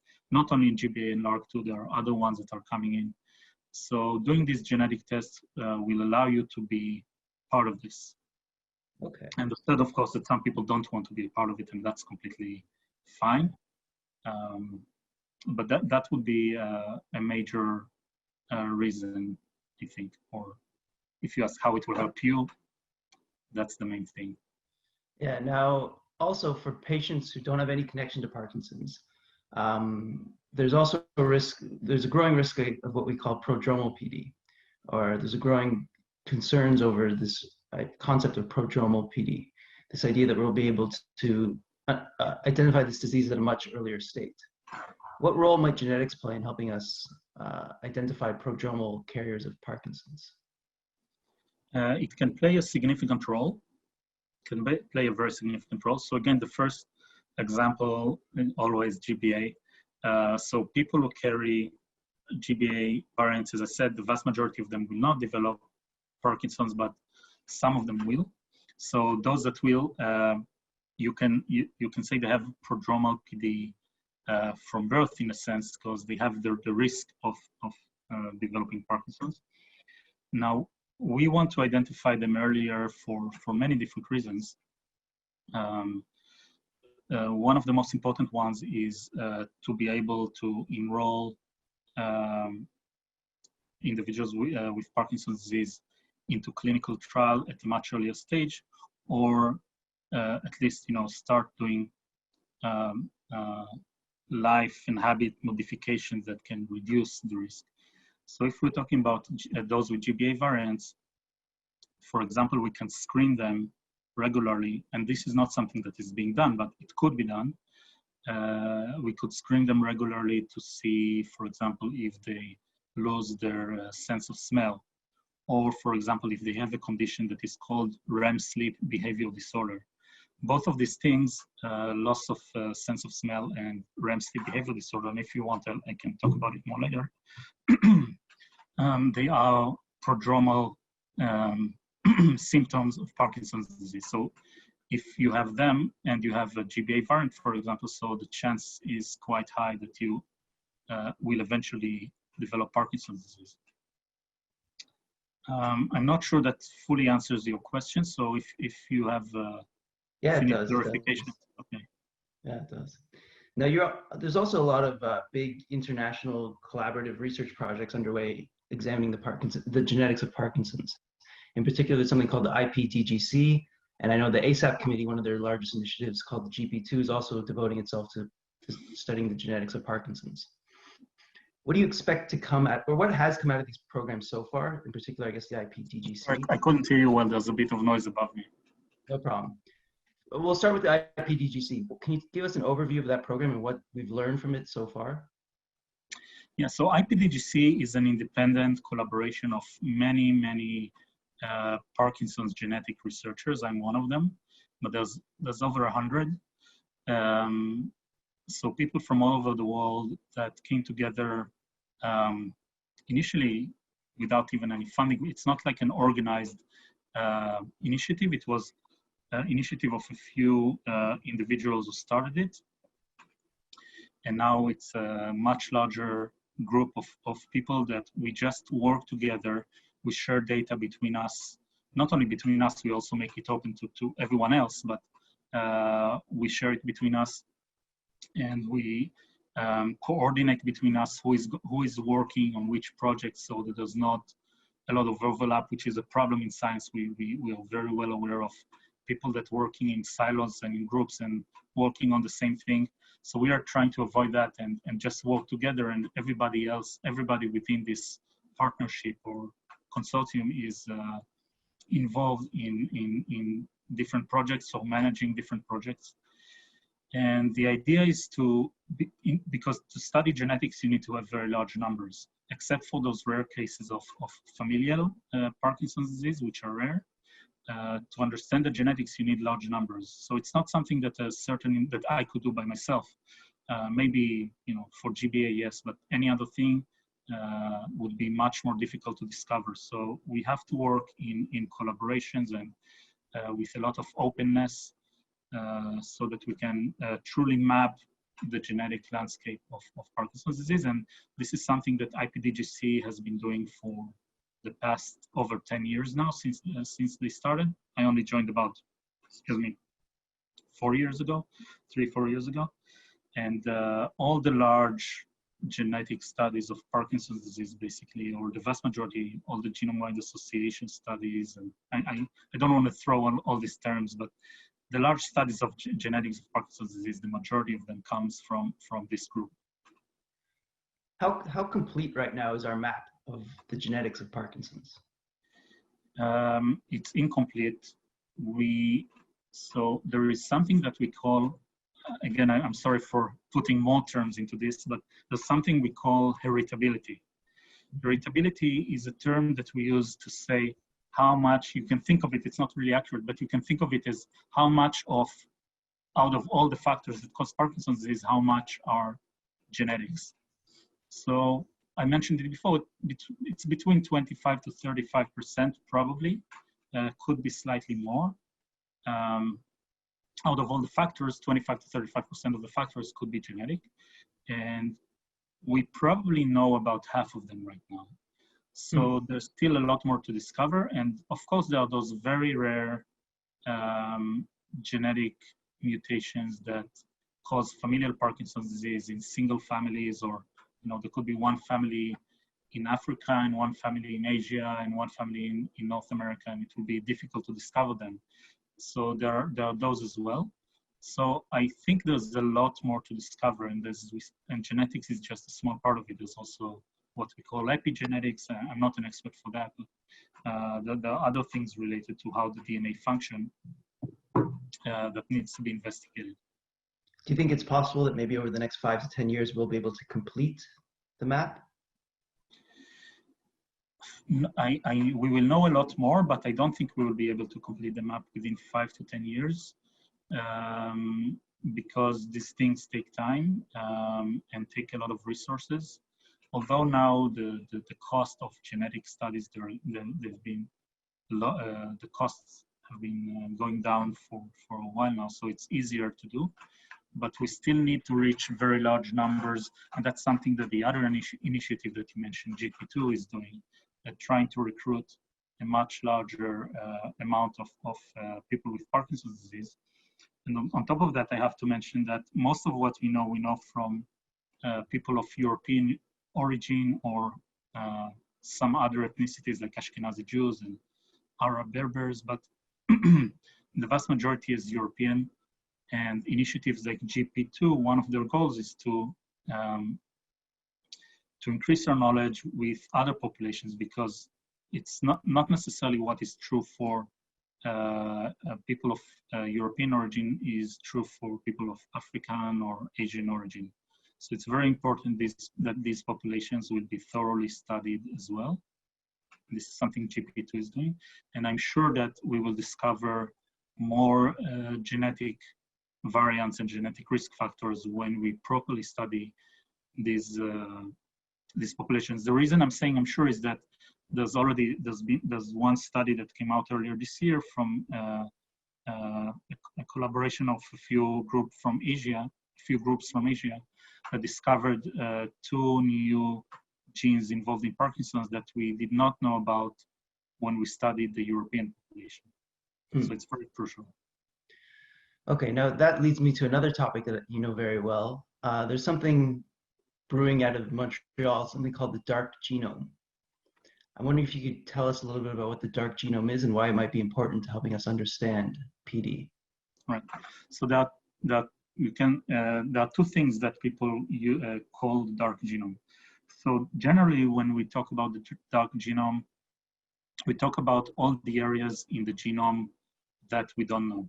And what does it mean? It means that our genome are what the entire DNA that we have in each and every cell of our body. It includes about 3 billion nucleotides, which are the building blocks of the DNA. And it includes about 20,000 genes. But these genes, they are just a small portion of these 3 billion length of DNA. And all these other parts of the DNA are not being studied as intensively as those that are related to genes. So, so that's one way to define the dark genome. So simply the areas of the genome that are being studied less. But specifically when we talk about Parkinson's disease, and you mentioned Montreal, but of course there are other groups that are aiming to do the same thing. What we're trying to do is, if you look at all the genes that are known to be involved or known or suspected to be involved in Parkinson's disease, there's hundreds of them. But out of these 100, maybe 5, 6, or 7 are being studied very thoroughly. So GBA, LRRK2, syncline, Parkin, PINK1, DJ1, BPS35. That's about it. These are the genes that are being studied more. So all the others are either not being studied at all, or there's maybe just 1 group or 2 groups or a few groups that are studying them. And we think that it's really crucial that we will dedicate a lot more resources to study the other genes that are involved in Parkinson's as well, just for many reasons. But the main reasons would be that when you identify a new gene that is involved in Parkinson's and you understand the mechanism, that's an opening where you can dive in and really understand the mechanism and try to maybe intervene, find drugs that work on this mechanism. And if we only focus on the top 6-7 genes that everybody's studying, we might find some things, but we might also miss a lot of things. So it's really crucial that we study all this dark genome of Parkinson's disease, which are all the genes that are known or suspected to be involved, but are just not being studied properly.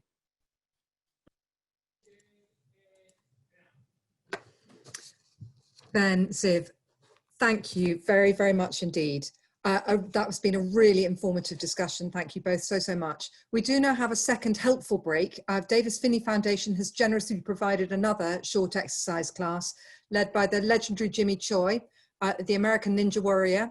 And this break is for 15 minutes. So see you shortly. Thanks so much.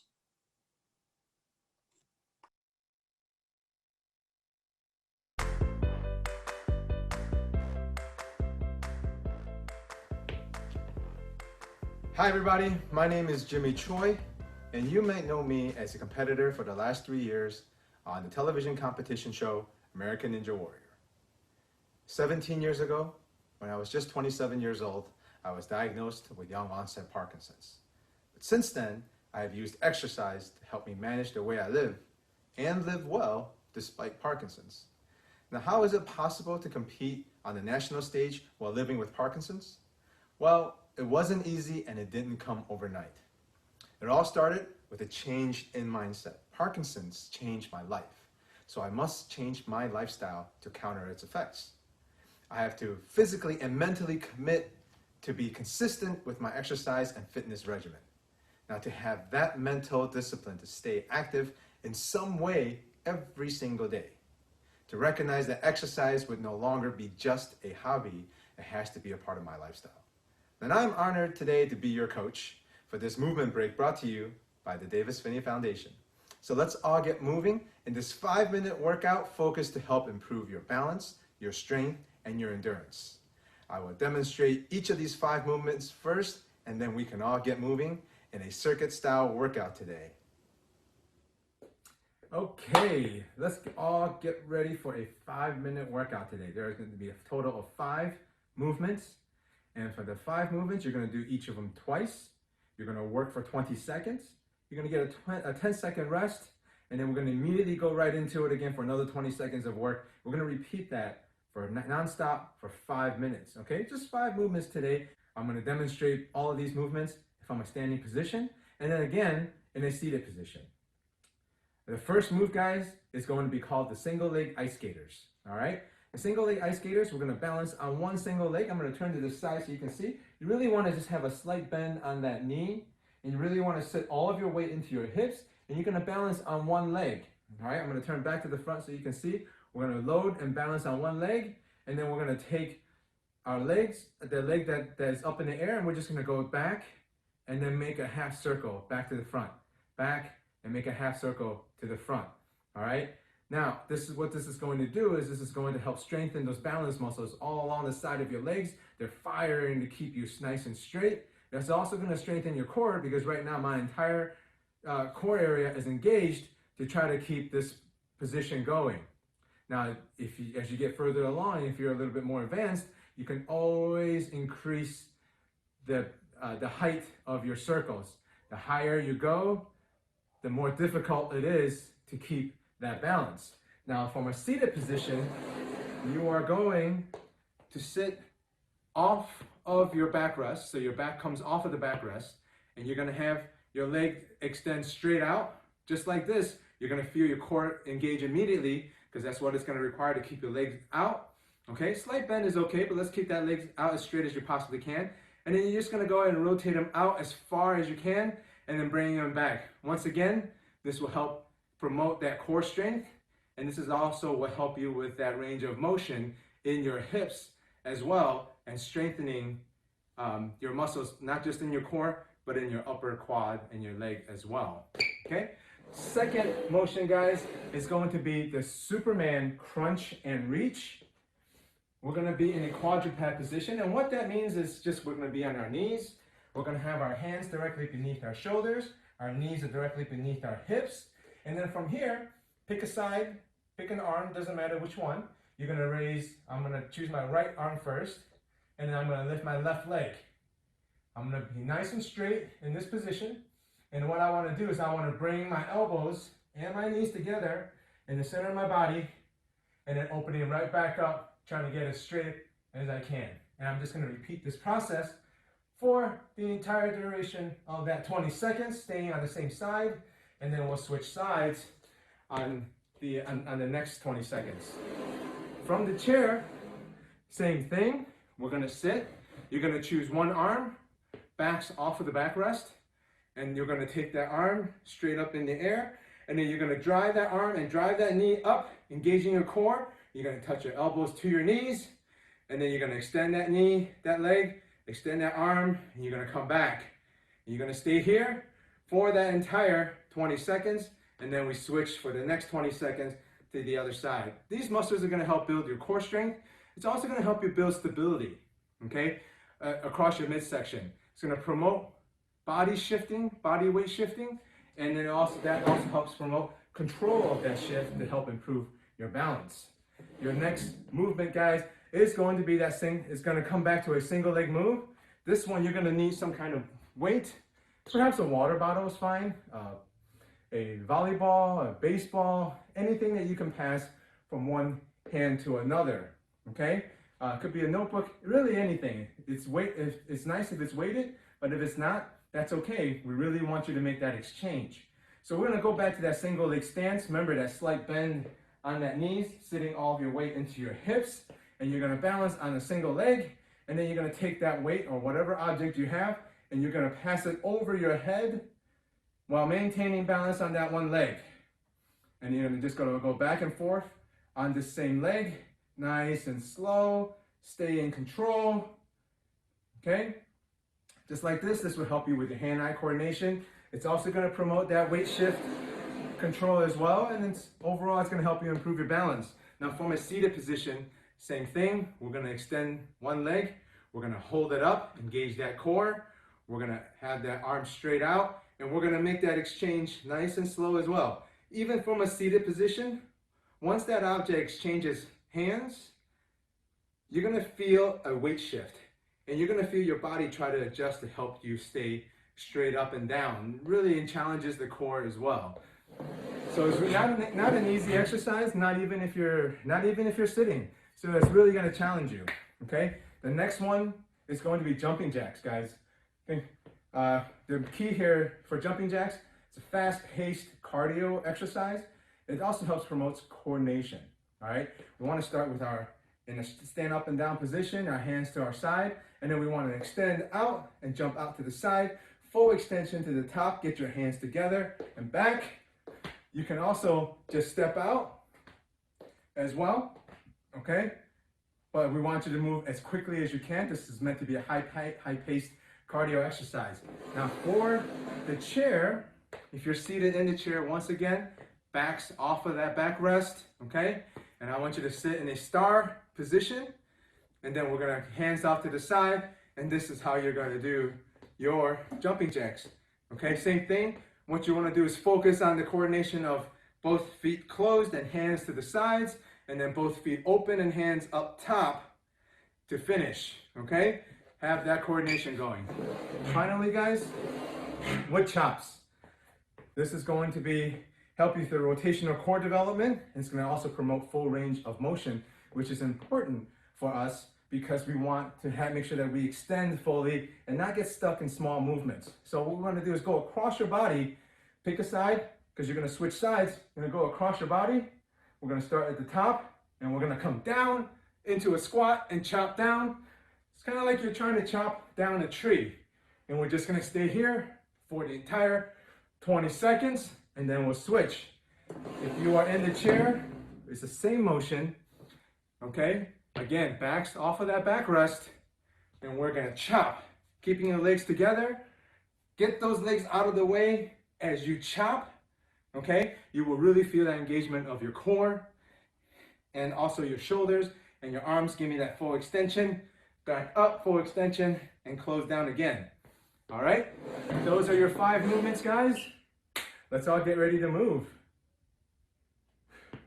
All right. Looks like we're ready to roll, guys. 5 minutes of work. Here we go. We're going to start in 10 seconds. We're starting with those single leg ice skaters. Okay? Be ready to move. We're not going to stop for 5 minutes. In 3, 2, 1. All right. Balance on one leg. We're going to go. Move to the back. Half circles to the front. Back. Half circles to the front. If you're seated, you're engaging your core. Your legs are fully extended. And you're moving your legs out to the side and back. Good. Just 3 more seconds, guys. 2, 1. Really nice. Rest. Get ready to switch to the other leg. Here we go, guys, in 5 seconds. 3, 2, 1. Balance. Back, half circles.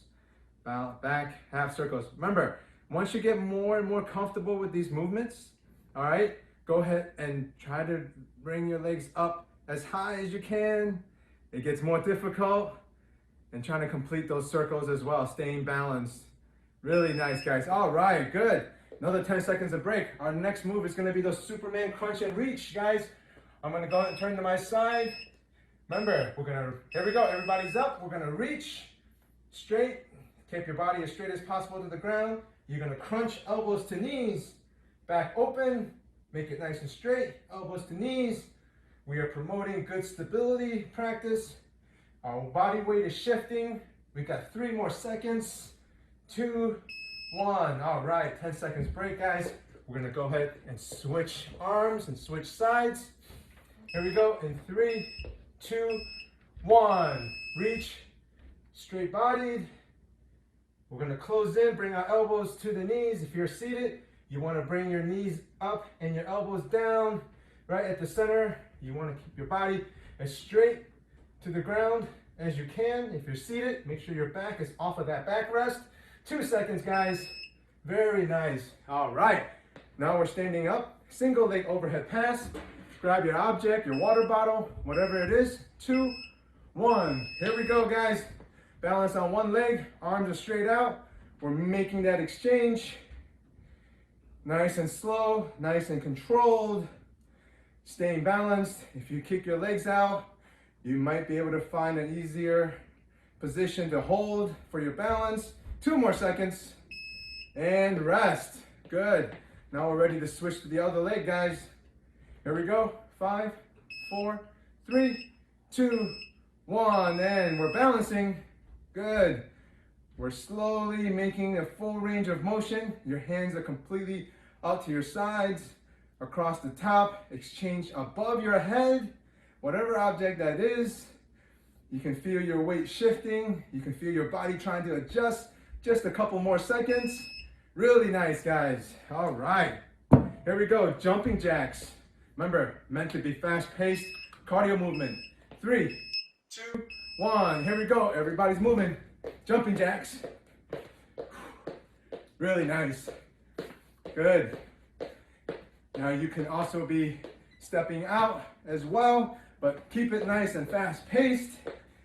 Just keep it going, guys. In 3 more seconds. 1, and rest. We're gonna do that again, jumping jacks twice, okay? For those of you who are seated, remember, we want our legs fully extended, our hands to the side. Here we go, everybody's moving, and we're going out, trying to keep those hands and those feet as coordinated as possible. We're moving as quickly and as safely as we can. Just by keeping my chest up, I'm feeling my core engaged. I've got my arms, my legs, everything's moving really good, guys. 10 seconds rest. Our last movement are going to be those wood choppers. Starting from one side, here we go. I'm going from up, and I'm chopping, squatting down, up, chop, and just moving cross body, full range of motion, guys. Fully extended arms down, fully extended arms up, okay? Good, keep going. Just a few more seconds. 3, 2, 1. 10 seconds rest. This is it, our last one, okay? I'm gonna turn to the side so you can see. We wanna get nice 90-degree bend. Here we go. We're chopping. Get that squat down as low as you can go. And then get your arms up. Straight full extension. Up and down. Up and down. Here we go, guys. Keep going. Really nice. 2, 1. Good job. All right. Just like that, guys, 5 minutes of work. It flies right by. Now, as you get more comfortable and as you get more fit, you guys can increase this to 2 rounds, 3 rounds, increase it from 20 seconds to 30 seconds, make all kinds of adjustments, make it work for you, make it fun, keep challenging yourselves, keep moving. Take care, guys. We'll see you soon.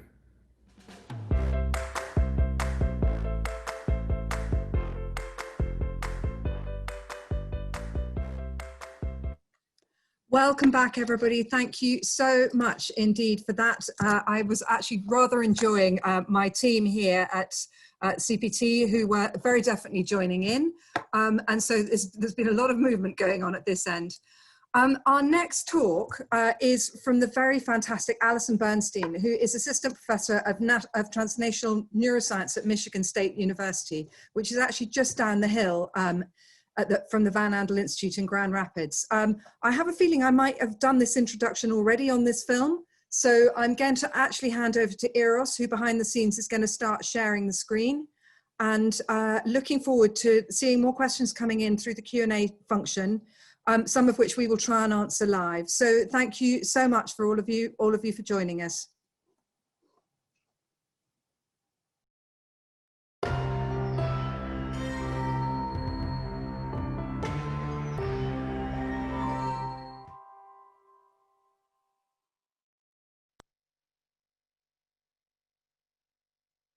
So I'd like to introduce you to Alison Bernstein, who works at Michigan State University, which is just down the hill from the Van Andel Institute. We're absolutely delighted to have a local researcher for what is a local meeting, but is actually happening virtually.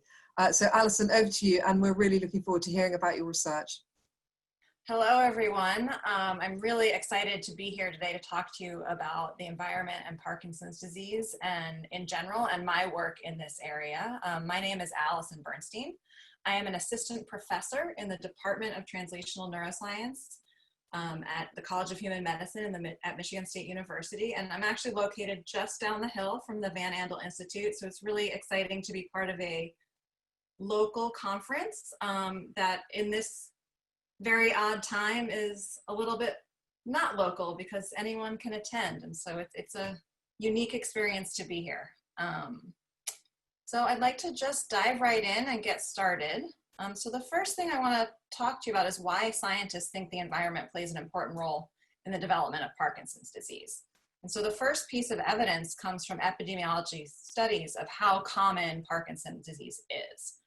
So we all know that the prevalence of PD is rising as our population ages. And so this figure shows the number of the people in the world with PD in the past and the present, and then estimates the number of people in the future who we expect to have PD in the coming years. And so we know that some of this increase is due to an aging population, since age is the biggest risk factor for PD. So basically, as the percent of older people in our population grows, the number of people with PD will go up, even if the overall rate of disease stays the same. When we look at the prevalence data, we can kind of predict based on how the aging population, how many cases we should see. And what we actually see is these rates are going up faster than we would expect. So this suggests that there's something else besides age that is driving this increase. And so when we look at data for individual countries, the biggest increase in PD prevalence is in newly industrialized countries. And so that suggests that there are some environmental factors associated with industrialization that might contribute to PD. Another piece of evidence for an environmental component for PD actually comes from studies of genetics, somewhat contradictory. So you've heard, I think, at this meeting already about the genetics of PD. So I'm not going to go into details, and so you don't need to worry about the specifics of this graph. I've just included it kind of as a reminder that we know a lot about the genetics of PD. And so over here, we have the familial cases, and we know a lot about the genetics of these. And these are things that you've probably heard of: alpha-synuclein mutations, LARC2 mutations, PINK1 mutations. And so these genes, we have found a lot of these genes, but these genes are actually very rare. And these familial cases only represent 5 to 10% of Parkinson's cases. The remainder of PD is partially genetic. And so this is where you hear about associations of genes with PD and GWAS studies. And so we hear a lot about that. But even with those studies, that only accounts for about 60% of the risk of PD. So it leaves 40% of the risk of PD is non-genetic. And non-genetic is a very, very broad term, obviously, because there's a lot of things besides genetics. And so a concept that I want to introduce to talk about that is called the exposome. And so the exposome represents the totality of all of the environmental exposures from the time of birth from conception until death. So this covers a very wide range of things. And these exposures can come from both inside and outside the body. So internal exposures include things like your microbiome, pre-existing diseases, products of your metabolism, and inflammatory processes. And external exposures are everything from toxic chemical exposures to the medications you take, the food you eat, air pollution, infections that you may get. So all of this occurs, this entire exposome, on the background of your genome. And so much like those common genetic variants in the non-genetic forms of disease, all of these things don't cause disease on their own per se. They kind of nudge the system, and more risk, less risk, and they push the system towards a disease. So this is actually pretty complicated to sort out in a lab because we're not doing something that has a huge effect on its own. And I'll talk a little bit more about that on a later slide. So if we talk about the exposome specifically related to Parkinson's, we know from epidemiological studies that there are a variety of factors associated with both increased risk of PD as well as decreased risk of PD. So we know that people who drink a lot of coffee and who smoke are at decreased risk of Parkinson's. Also, people who have a high level of physical activity tend to have a lower incidence of PD. People who are exposed to certain pesticides, industrial toxicants, and heavy metals, or with a history of head injuries, are at greater risk of developing Parkinson's disease. So the strength and degree of the associations for these things varies between studies and for specific populations. So it's very difficult for me to give you a specific number of how big the effect is of these things on risk. But it is very consistent that these associations exist. And so one thing to keep in mind when you read these studies is that epidemiology alone is not enough to say conclusively whether something actually affects risk. So if we talk about caffeine and smoking, there's a few different ways to explain that. So there could be a neuroprotective effect of the actual chemicals in coffee, like caffeine, or the nicotine in cigarettes. Or it could just be that people who tend to do things like caffeine and smoking, they're both addictive. So people maybe who are more prone to addictive behaviors might just at baseline have a lower risk of Parkinson's. And so what you're picking up is a common cause of those both things. And so, or it's a mixture of both. And so studies in the lab and animal studies and further studies in people can help to sort out that difference and what exactly is going on there. And so on the other side of that, for increased risk, we can see a pretty consistent association between these exposures and PD, but it's very hard from these studies to know exactly which compounds are associated with PD. And that's where the kind of work that I do in my lab kind of tries to explore specific compounds and look at what they might be doing. So the kind of compounds that my lab is particularly interested are called persistent organic pollutants. And these are a class of compounds that are thought to play a role in increased PD risk. And you don't need to worry about actually the details of these chemical formulas, but if you know something about shapes, you might see a few common features here. So you see a lot of rings, There's a lot of chains here. These are chains of carbons and rings of carbons, and then there's chains of rings of carbons, and they all have these halogen molecules attached to them. So these are things like chlorine and bromine and fluorine. And so they're very common features of these compounds. These chemical structures make them degrade very slowly, both in the environment and in our bodies. And so they accumulate in the environment and they accumulate in fatty tissues of our body, and our brain is a very fatty tissue. So this is part of why they are chemicals of particular concern for neurological disease. And so some of the POPs that you may have heard of, POPs is persistent organic pollutants, but it's much easier to say POPs. So you might have heard of some of these. These include organochlorine pesticides like DDT, as well as dieldrin, which is what my lab currently works on.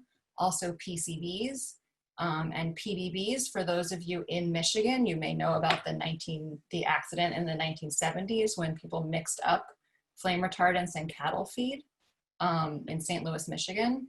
Also PBDE flame retardants have been in the news, and dioxins are a common one that people have heard of. Many of those compounds are older. They've been banned and restricted, and so exposure is much lower. There's also newer POPs that have not yet been banned, and these include things like PFAS, which has been in the news quite a bit, especially in Michigan. Exposure to these chemicals is widespread. The main route of exposure is through the food that we eat, but also it can be inhaled depending where you are. And a lot of consumer products contain these chemicals. So they're generally added to improve the product, like flame retardants and surfactants, but there are some toxic consequences of including those compounds in products. And so before I get to the science, I also have a side job as a science communicator. And so I talk a lot about how to think about risk. And I've used this word risk quite a few times already. So I'd like to take a little sidebar for a moment to talk about some definitions of these words to help you when you read studies in the media and you learn about my research and research like mine. What does that mean for people and for the general population? So first, I've used the word risk quite a few times. And one common thing that when I, as a scientist, say risk, I mean something different than what you or even me in my non-lab coat wearing life say when I mean risk. So what I mean by this is that in lay language, hazard and risk mean the same thing. They mean something that might be dangerous. But in science, and when you see reporting on studies, these mean something very different. So a hazard is anything that can possibly cause harm, and risk is the probability of that harm occurring. So risk is a function of exposure. So if I'm never exposed to a hazard, there's no risk from that hazard. So in a somewhat silly example here, sharks are a hazard. But if I never go in the ocean, my risk of being eaten by a shark is 0. And so I'm terrified of sharks, like utterly terrified of sharks. And that's why this example is here. But if I never go in the ocean, right, there's no risk to me. But one time years ago, I went to a Best Buy during Shark Week on the Discovery Channel. And so sharks were on every TV screen. So while I was at risk of collapsing in fear in the middle of an electronics store, I was still at 0 risk of being attacked. So the risk is just the probability, and it doesn't tell you anything about what the harm is or how severe the harm is. So when scientists are talking about that, that's an important thing to understand in that difference. One other concept that's an important concept when we talk about risk is that risk only applies to populations. So it's not yet possible with current technology and current knowledge to predict outcomes in a specific individual. So if you look at this graphic, you can see here on the left, if we have the population and the people in this sort of like orangey pinky color have been exposed to something toxic. And some of those people who are exposed will get the disease, but some won't. So we know that this exposure, if these numbers represent the population, that this exposure is associated with increased risk of disease, but we don't know from here whether person 1, 2, 3, or 4 will be the person to get the disease. And so this makes it a little bit difficult to understand as an individual, what does this mean for me? Because the data can't tell us that yet. And the other important thing that I brought up a little bit ago that I wanted to come back to is that, and this diagram shows this too, right? These exposures don't cause disease 100% of the time. They nudge your risk in some direction. And so these exposures interact with genetics, they interact with age, they interact with race, they interact with your entire exposome to push your system in a certain direction. And so again, that makes this complicated to study, and is one of the things that the models that we're using in my lab are trying to address. So in my lab, we're focusing on the changes caused by these type of exposures that aren't causing a disease phenotype, but are changing how a system responds to the disease phenotype. So we use a hypothesis called the developmental origins of health and disease. This is just a framework to think about this. So the idea is that exposures occur across the entire lifespan. And there are certain periods in your lifespan that are more sensitive to these exposures. And these sensitive periods tend to be earlier in life. So we use developmental exposures and then study how they affect disease late in life. And so the idea is that across the lifespan, you have many exposures, and they're going to increase and decrease risk of PD. And so we can model this in the lab using the models that we use. We are particularly interested in the role of epigenetics in this process. And so epigenetics is a set of biological processes that control the expression of genes, and they tend to be sensitive to the environment. And in particular, many of our biological systems are sensitive to the environment, but epigenetic changes are somewhat unique in that they can respond to the environment, and then that change can stay even when the exposure goes away. So I think you can probably see why we're interested in this as a potential way that exposures early in life might affect late life disease, because they're causing stable changes in the biology that persist even if the exposure is no longer present.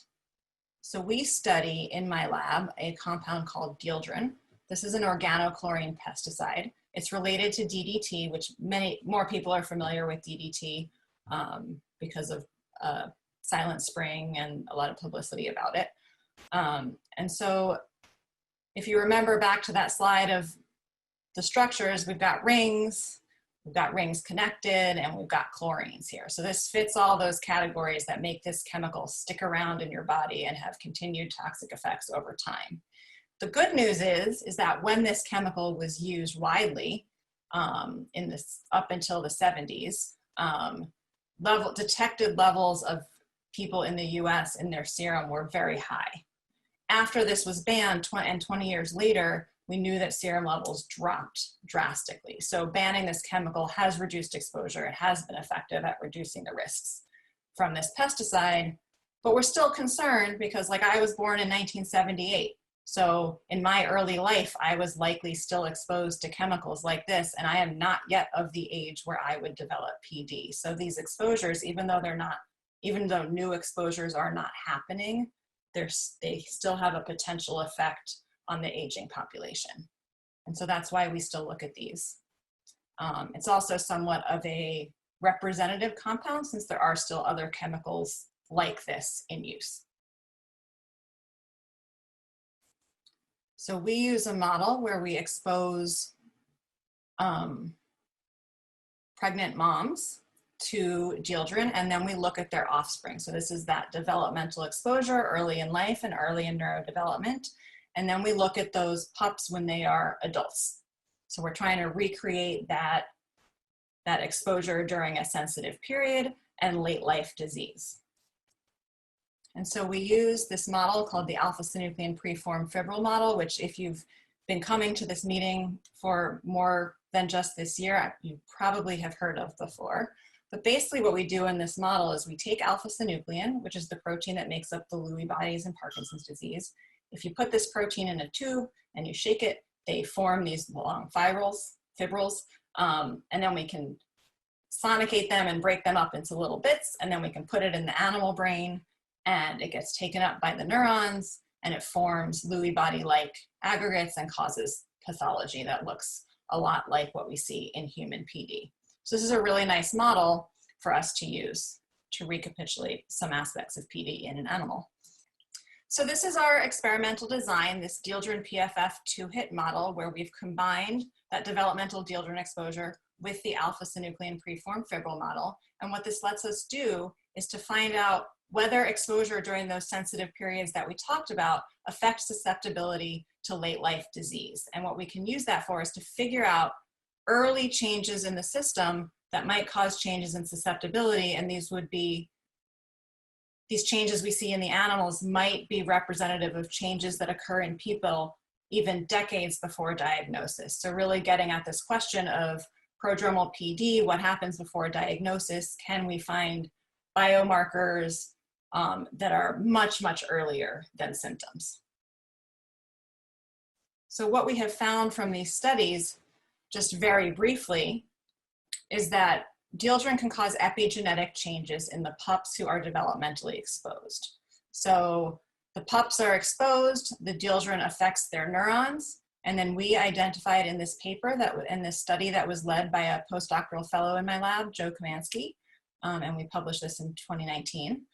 So we identified a series of epigenetic changes in those pups, showing that epigenetics might in fact be a process that is taking this environmental exposure and carrying that effect of it forward late in life. And so he has another grant that just started to actually characterize these changes now, not just at this one time point, but across the lifespan. So we could really get a better idea of what's happening across the lifespan. Because obviously we're not so worried about what's happening to someone at a super young age. We're more interested as they get older. So this will shed some light on that. The second finding that we have from this model is from a study that was a collaboration with Carol Sortwell and Jack Lipton in my department, Sheila Fleming at NeoMed, and Kelvin Look at Penn, and was led by a graduate student in my lab, Isil Gezer, and she actually very recently successfully got her PhD, so congrats to her. But so in this study, we actually combined the two models, and we saw that after PFF injection, the animals that had been exposed to Dieldrin actually had a greater response to the PFFs. So they had their dopaminergic neurons were not functioning as well, and they had greater motor deficits after PFF injection than the animals that weren't exposed. So this showed that our hypothesis was true, that developmental exposure early in life can have effect on late life disease in a PD relevant model. So this could be a way that these exposures are increasing risk of PD in humans.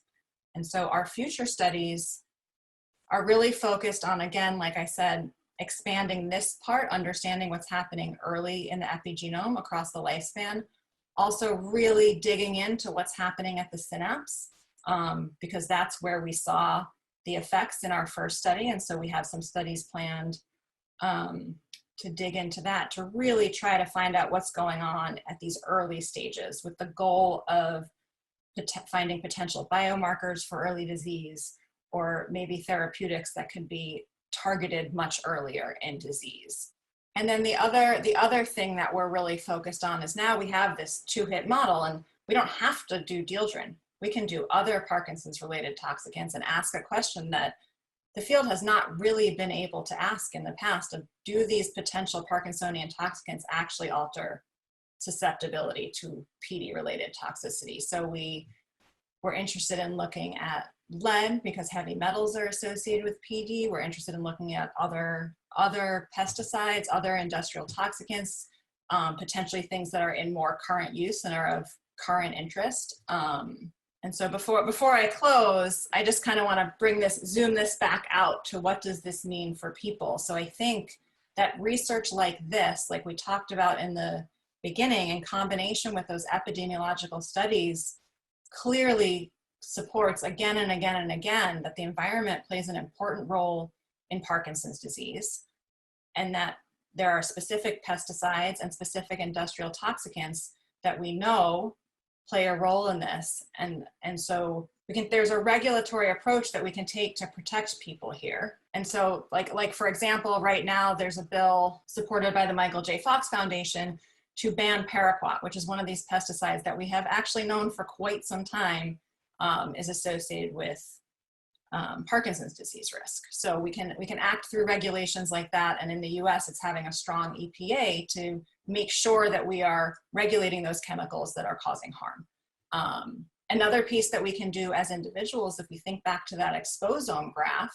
is we know that pesticides have increased risk, but we also know that things like eating a lot of fruits and vegetables can mitigate the risk of pesticide exposure. So it's not very exciting or sexy science to say, eat your vegetables and get a lot of exercise, but epidemiological research tells us that those things prevent the risk of disease and in individuals can mitigate the risks of exposure. So if you are worried about your exposure, there are things that you can do to reduce the risk of harm. Because you can do that a lot faster than we can get regulation passed. So there are some things that we can control, which I think does help us in thinking about this. And so with that, I'd like to close, and I want to thank all the people in my lab, all my collaborators, both at MSU and at NeoMed and Penn, and thank my funding agency, National Institute of Environmental Health Science, and the MSU Gene Schultz Endowed Biomedical Research Award. Thank you for listening.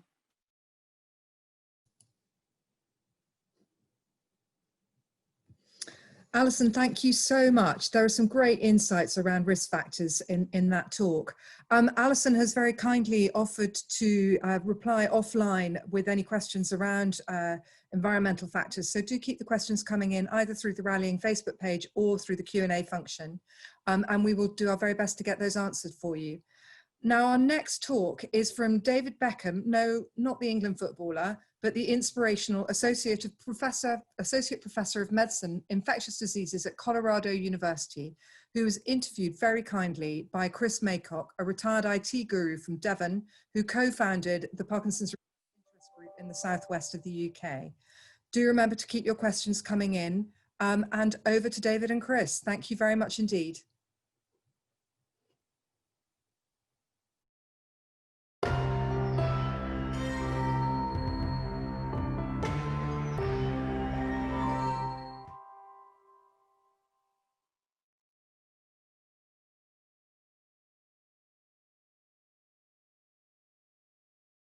Hello there, my name is Chris Maycock. I'm a retired IT professional. I live in the southwest England, and I've been diagnosed with Parkinson's about 10 years gone. So I have, as they say, a stake in this conversation. And I'm pleased to introduce Dr. David Beckham. Hi, I'm an associate professor at the University of Colorado School of Medicine. And I have appointments in the Department of Medicine and Infectious Disease, as well as neurology and Department of Microbiology and Immunology. David, we really haven't got the time to turn everyone in the audience into virology experts. So I'd like to concentrate as best we can on helping people with Parkinson's, a lay audience, understand the contribution that your science has made and could make to the understanding of our problems. So I'd like us to look first at the structure, understand the structure of the virus, which even with my light reading is clearly very complex. So let's start with what might seem to us to be the easy question. What is a virus made of? It's a great question.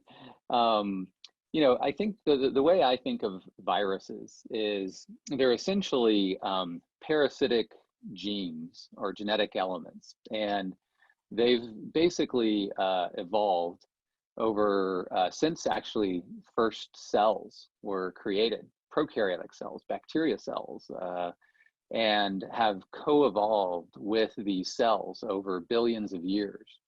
And they're extremely well adapted to infect cells, and that's what they do. And so they're made of, in general, basically genes, which are either DNA or RNA.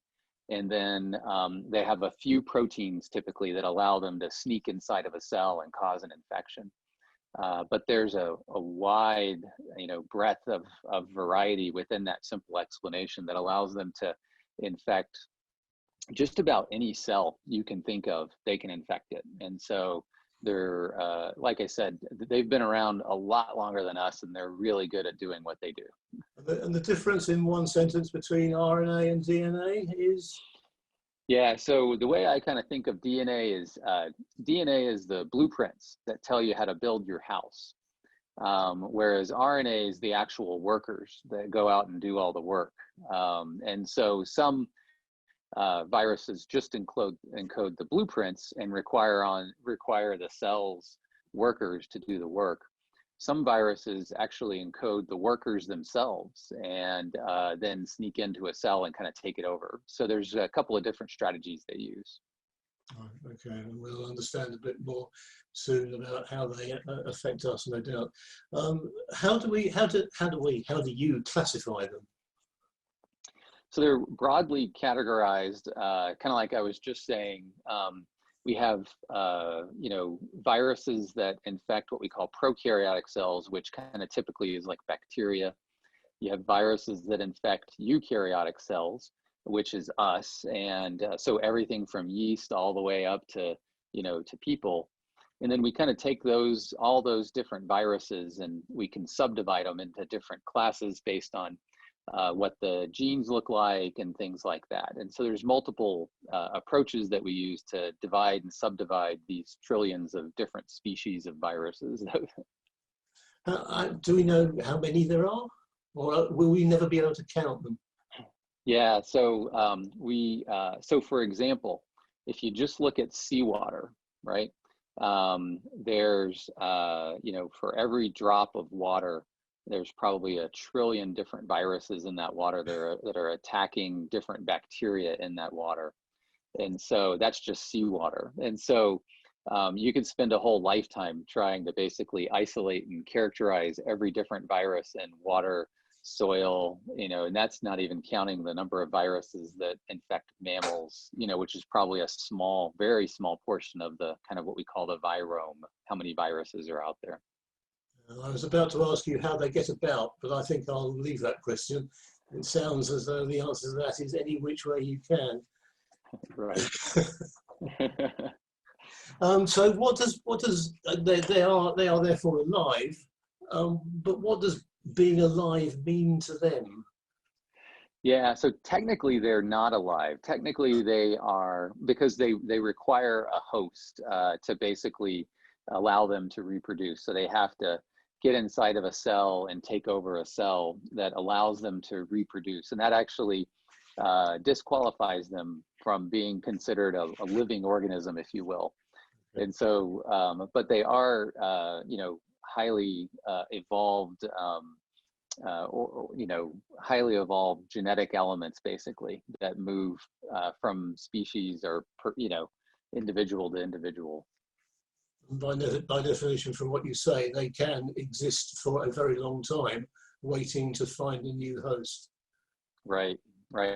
Some can persist for quite some time within a cell, waiting, years. Some of the DNA viruses, even in people, for example, the herpes viruses can enter a phase called latency, where they basically hide in the host genome and wait before they reactivate, and then can cause another infection. So where are their favorite places for hiding, David?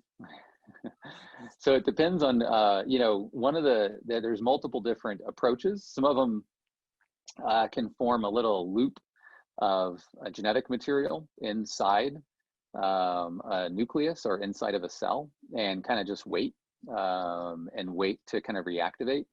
Some of them, for example, HIV, actually integrates into the host genes, and can kind of lay in wait in those cells that way. So they have lots of tricks for how they can kind of wait and hide. And then some of them just like coronavirus, we call them grass fires. They just basically, cause an infection, replicate to high levels, and move on to the next host. So there's multiple different ways they can interact with their hosts. You must be reading my script, because the next question was what damage do they do? How do they damage the sites that they crash land in? Yeah, I mean, it's highly variable and a little bit dependent on the virus. Some viruses are highly adapted to people. For example, herpes viruses, a lot of them live in us and we don't even know it. A common one is a virus called human herpes virus 6 that a lot of us get when we're children, and it's in your cells and it's in your body and it's there your whole life, and it replicates sometimes and you never even know it. And it's highly evolved to live within people and to spread, but not make us very sick. And then there's other viruses, tend to be the more recent viruses that jump from species to species. Those tend to be a little more aggressive and make us sick because they're not as integrated with their host in terms of not making us as sick. And in the end, the only thing the virus wants to do is replicate and spread to another host. And they don't necessarily, quote unquote, want to make you sick, but they do want to use your cells to replicate themselves. And so there's a kind of an ongoing battle for that. So there's a lot of variability in their ability to cause disease. So in the sense that these viruses evolve, we would say that the ones that have been around the longest are the ones that have learned to live with us, and the youngest are the most aggressive and damaging ones.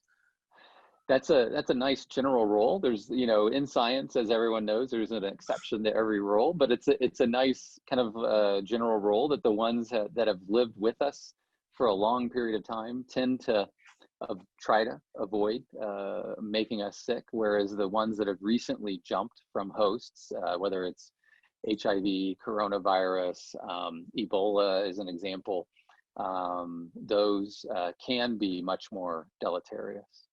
Okay. And the ones that cause the problems, the word inflammation is used a great deal. Is that what they do? They inflame. Could you explain that in a little more detail? Yeah. So, I mean, in order for them to replicate within a cell, they have to overcome that cell's immune responses. Mm-hmm. And all cells have some type of a basic immune response that prevents, that tries to fight against these viruses. This has been, like I said, an ongoing battle between cells and viruses for billions of years.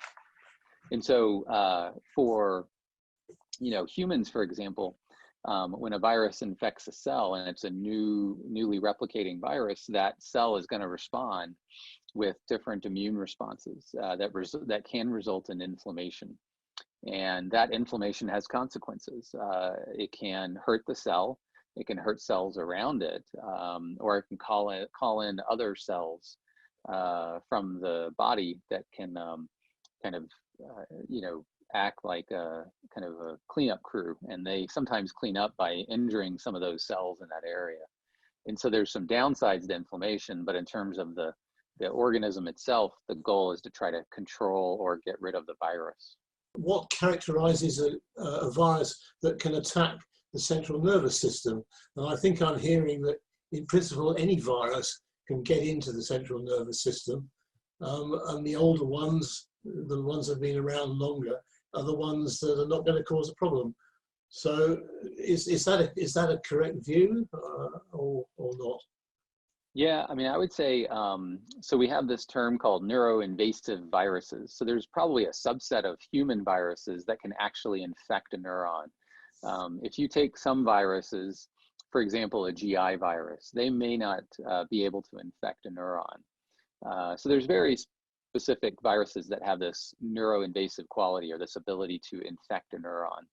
Neurons, for some reason, in people or mammals, are quite special in the virus world. There's only a subset of viruses that can actually infect these neurons. And that's one of the things that our lab's been interested in for a while, is kind of understanding what makes neurons special. Why is it that only a certain number of viruses can infect these neurons, and then how do the neurons respond? So that's one of the things that we're very interested in studying. One of the things that strikes me about this topic is the difference between viruses that on the one hand live with us and cause no noticeable difference, and those that cause catastrophic damage and bring us down very quickly. Are those in the central nervous system, or can that kind of virus attack any part of the body? Yeah, I mean, what's also interesting is it's not necessarily mutually exclusive. So, for example, herpes simplex 1 is the virus that causes, the canker sores on your lip or things like that. And it actually lives in what we call the trigeminal ganglia, which are some bundles of nerves up in the face that innervate the face. And, 99% of the time when that virus reactivates, it goes out to your lip and it causes a canker sore. For some reason, in some small percentage of cases, it'll reactivate. Instead of going to the lip and causing a canker sore, it'll go to the brain, and it'll infect the brain and cause a terrible encephalitis that's actually can be, have really serious consequences. And so there's clearly some interaction between the host and the virus that kind of lead to that event, but it's still a rare event, like you said, even though the virus is living in the neuron. I want to ask what might be a stupid question. Do you think it is possible that Parkinson's could be transmitted by an arbovirus, by a tick or a midge or a mosquito? Is that? Yeah, no, it's a good question, and I mean, so I don't think that what we see as sporadic Parkinson's, is transmitted by a mosquito or a tick, or is transmitted by a specific virus. At least in my opinion, I don't think a specific virus is causing, Parkinson's disease or sporadic Parkinson's disease. Good. I'm glad. We can still go down to the woods today, as long as we go separately in our bubbles. Your university and you have been working on this connection between alpha-synuclein and West Nile virus, for example, for many years now. You referred earlier to your work over many years, and certainly your papers, the published ones, I'd see date back to at least 2015. So can you take us through what you have learned in that time, and where you believe we are in understanding the connection between the alpha-synuclein that you see with West Nile and the alpha-synuclein that we see in Parkinson's? Yeah, it's a great question. So, going back to kind of 2014, 2013, I'm a infectious disease physician as well as a, research scientist. And we were, seeing patients in the hospital, and it was during West Nile season here. We get regular cases here off and on in Colorado. And we were seeing a patient, and the patient had a very focal injury in an area called the substantia nigra of the brain. And she was quite ill. And, we were very interested by that pattern of injury. And we started looking through the literature to kind of figure out, what's different about this substantia nigra, and what could be potentially leading to this injury pattern, or what could be potentially contributing. And we started reading about alpha-synuclein.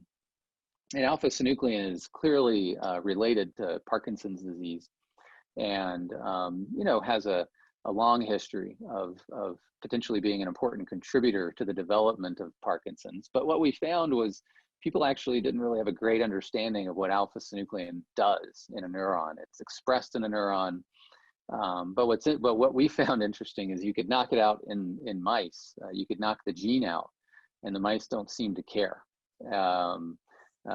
They reproduce normally, they have normal offspring, they function normally. And so we kind of asked the question, well, does synuclein have some role in these virus infections? And so we did what we always do. We just asked the question, and we took the virus that we use. We use multiple different, viruses that like to infect neurons, and we put some of these viruses in these knockout neurons and compared them to just regular neurons. We also did it in the mice themselves. And we found out that without synuclein, the neurons and the mice were extremely susceptible to the virus infection. And so over the years now, we've been working on this question.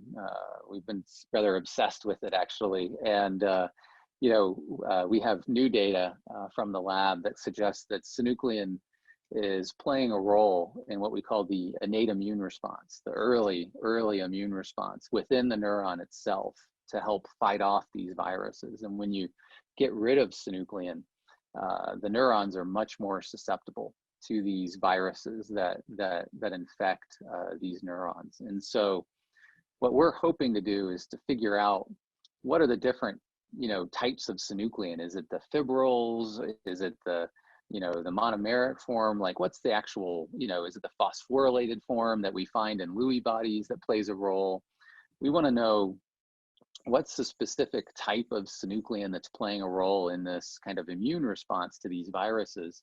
And when these viruses infect these cells, does it put these cells at risk for synuclein related toxicity or something like that? And so that's what we've been really interested in, is trying to understand how these links could potentially match up, and could, a virus infection, for example, that your body clears, could that, be one of the risks, if you will, that puts someone at risk, or, one of the triggers or something that could put someone at risk for developing Parkinson's on down the line, especially if, like we said, if you're exposed to multiple different infections over your lifetime, over time, could that add up and lead to an increased risk, with a certain background of genetic susceptibility? Could that increase someone's risk of developing Parkinson's down the line? And so that's kind of the big picture question, I think, that we're obsessed with right now.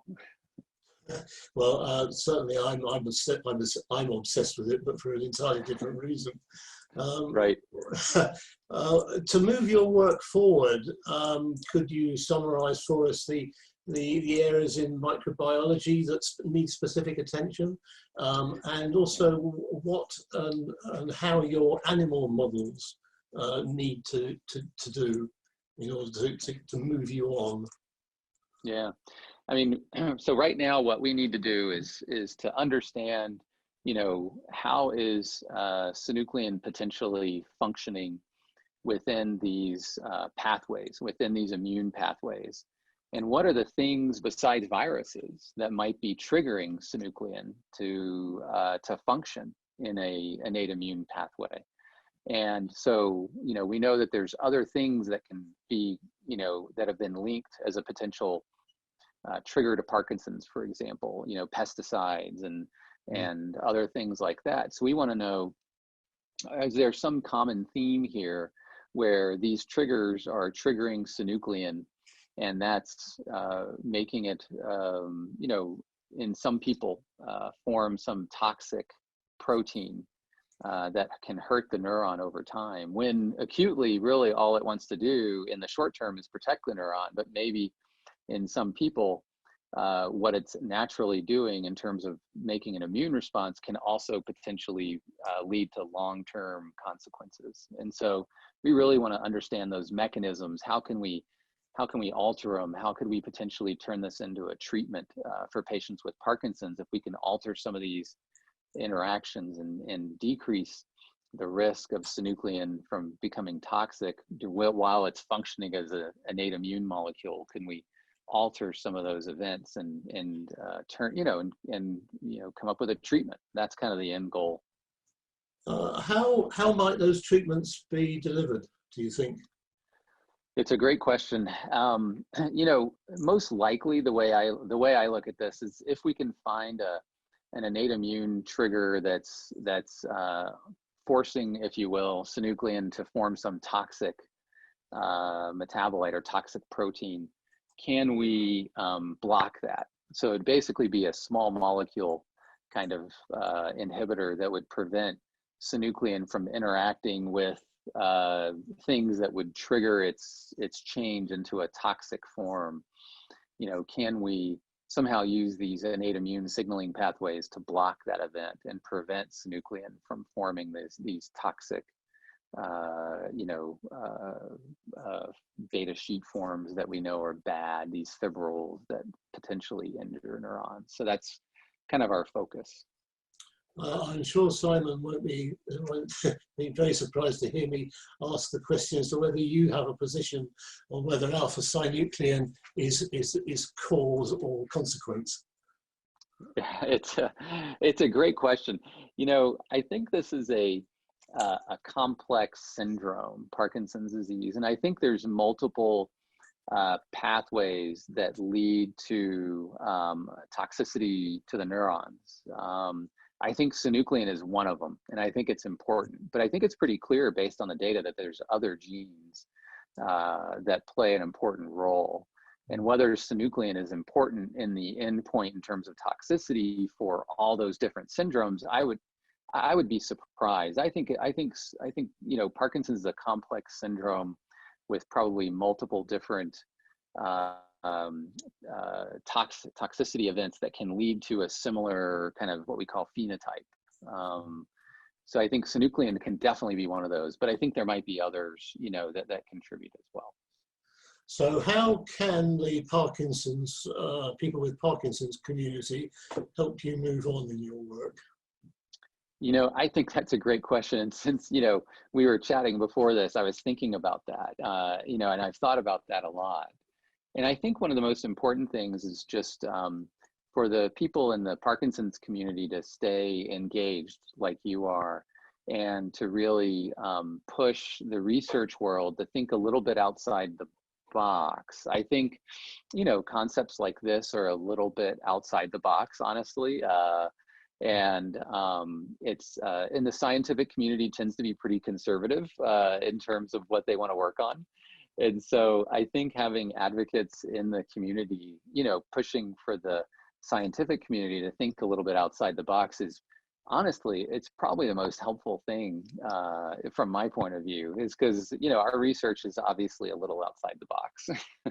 Are you so far outside the box that you don't collaborate with other research institutes, or are you sharing your work?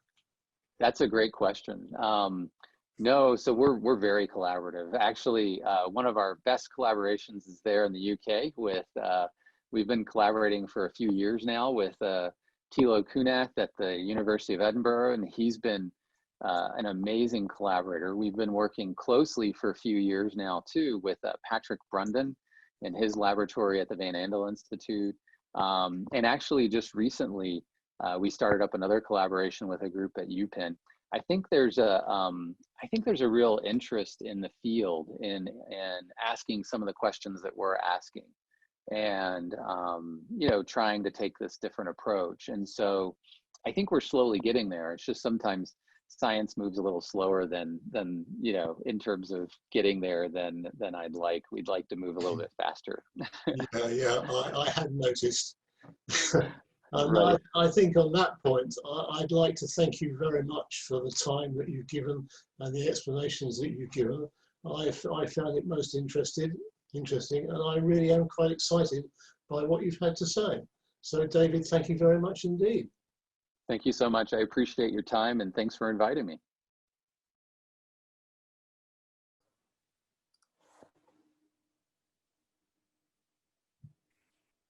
Helen, you're muted.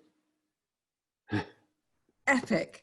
That was a completely epic fail on my side. Really, honestly, you would have think of all these months of using Zoom that we would have a better understanding of what, how to unmute yourself at a relevant moment.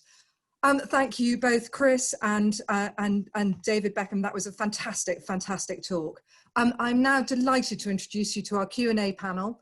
Our host, Professor Patrick Brundon, PD Avenger founder and WPC award winner, the wonderful Dr. Sonia Mathur, Harry Rapaloff, a dedicated and inspirational advocate whose expertise in clinical trials is phenomenal, Dr. Camille Carroll, who's worked so closely with Chris Maycock around patient involvement in Plymouth in the UK, and Cornelis, and forgive me, Cornelis, I'm not very good at pronouncing your surname, Blauendrat, is that right? Very well, thank you. An inspirational and leading genetic research at IA. Sonia and Gary are actually going to lead the Q&A session for us, but thank you all very, very much for joining us for this session. Thank you. Hi, everyone. I'm sorry, I don't know if my video is working or not. I'll address that soon. The talks today have been really so informative, and it's been such a great pleasure to be part of it. I think it has spurred a lot of thought and interest from all of you that have been listening so far. Unfortunately, we don't have time to get to everything, but we will try to answer as many questions as possible. And any that we aren't able to answer, we'll try and address as well. I'm going to hand it over to Gary because I believe you have a question to be asked live.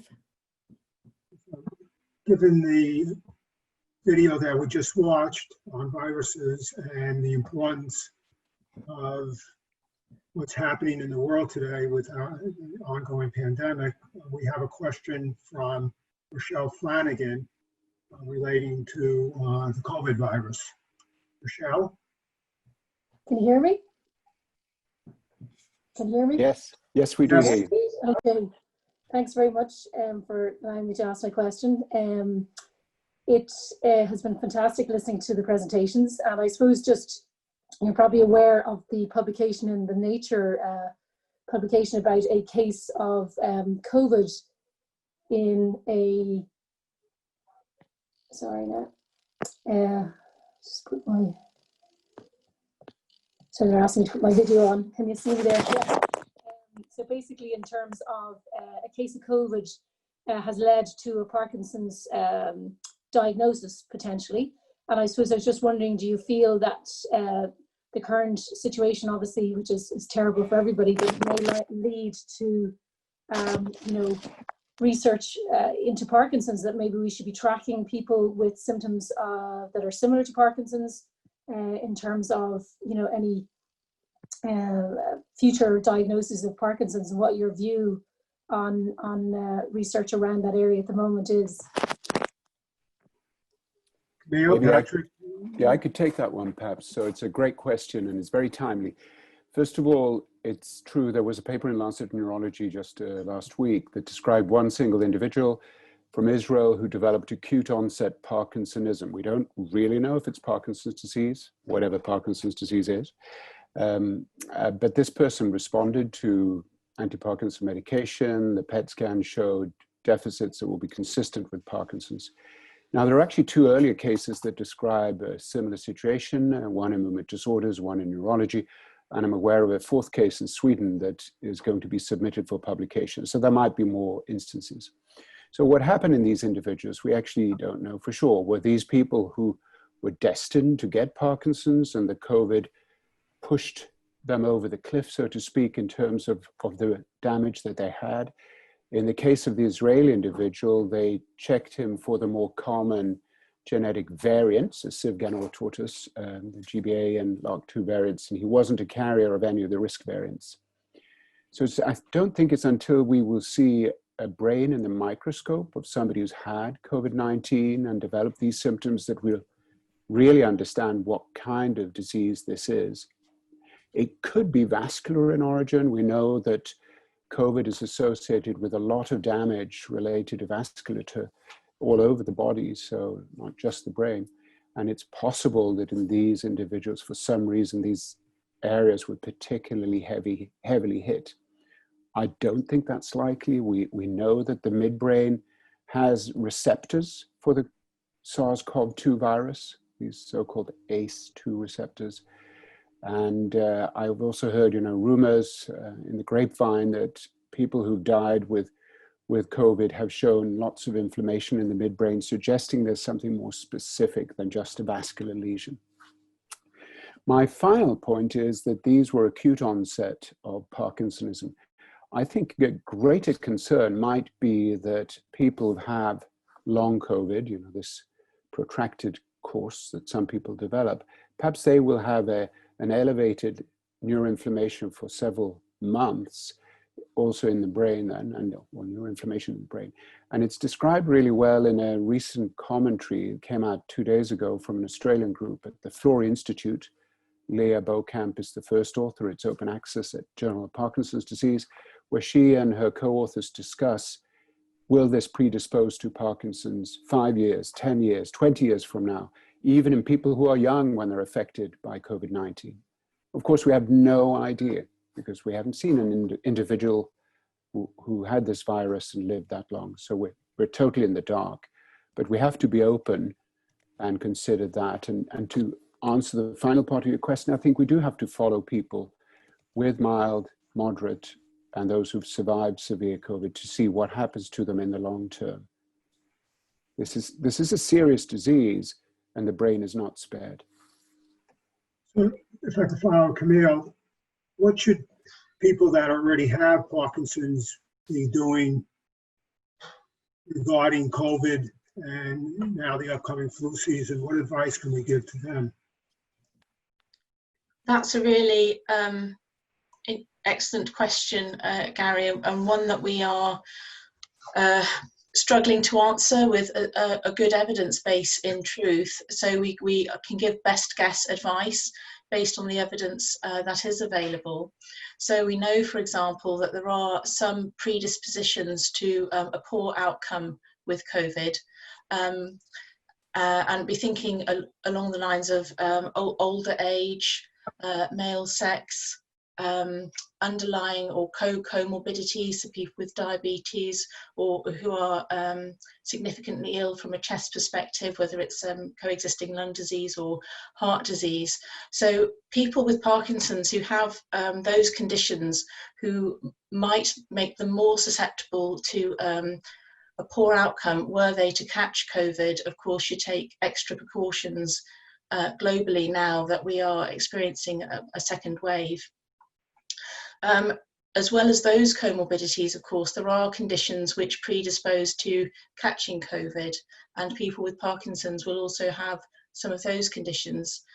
So if you have a condition where your immune system is suppressed, or you're on medication that suppresses the immune system that might make you more susceptible to actually catching COVID in the first place, then in most countries, I think the advice was to shield. At least that was the term used in the UK. We haven't had strong shielding advice yet, again, from the government or Public Health England within the UK, and it might be that in other countries this is something that that flexes a bit over time, but those are the two groups that one should think should be particularly careful. We don't know whether there are particular features of Parkinson's that predispose to catching COVID. We don't think that there are, but I think it is reasonable to suppose that there might be features of Parkinson's that would make one more at risk of a poor outcome were you to get COVID. And the simplest, of course, is age. So if you're over the age of, well, the advice varies, but certainly with every passing decade, of course, the risk of a poor outcome with COVID increases.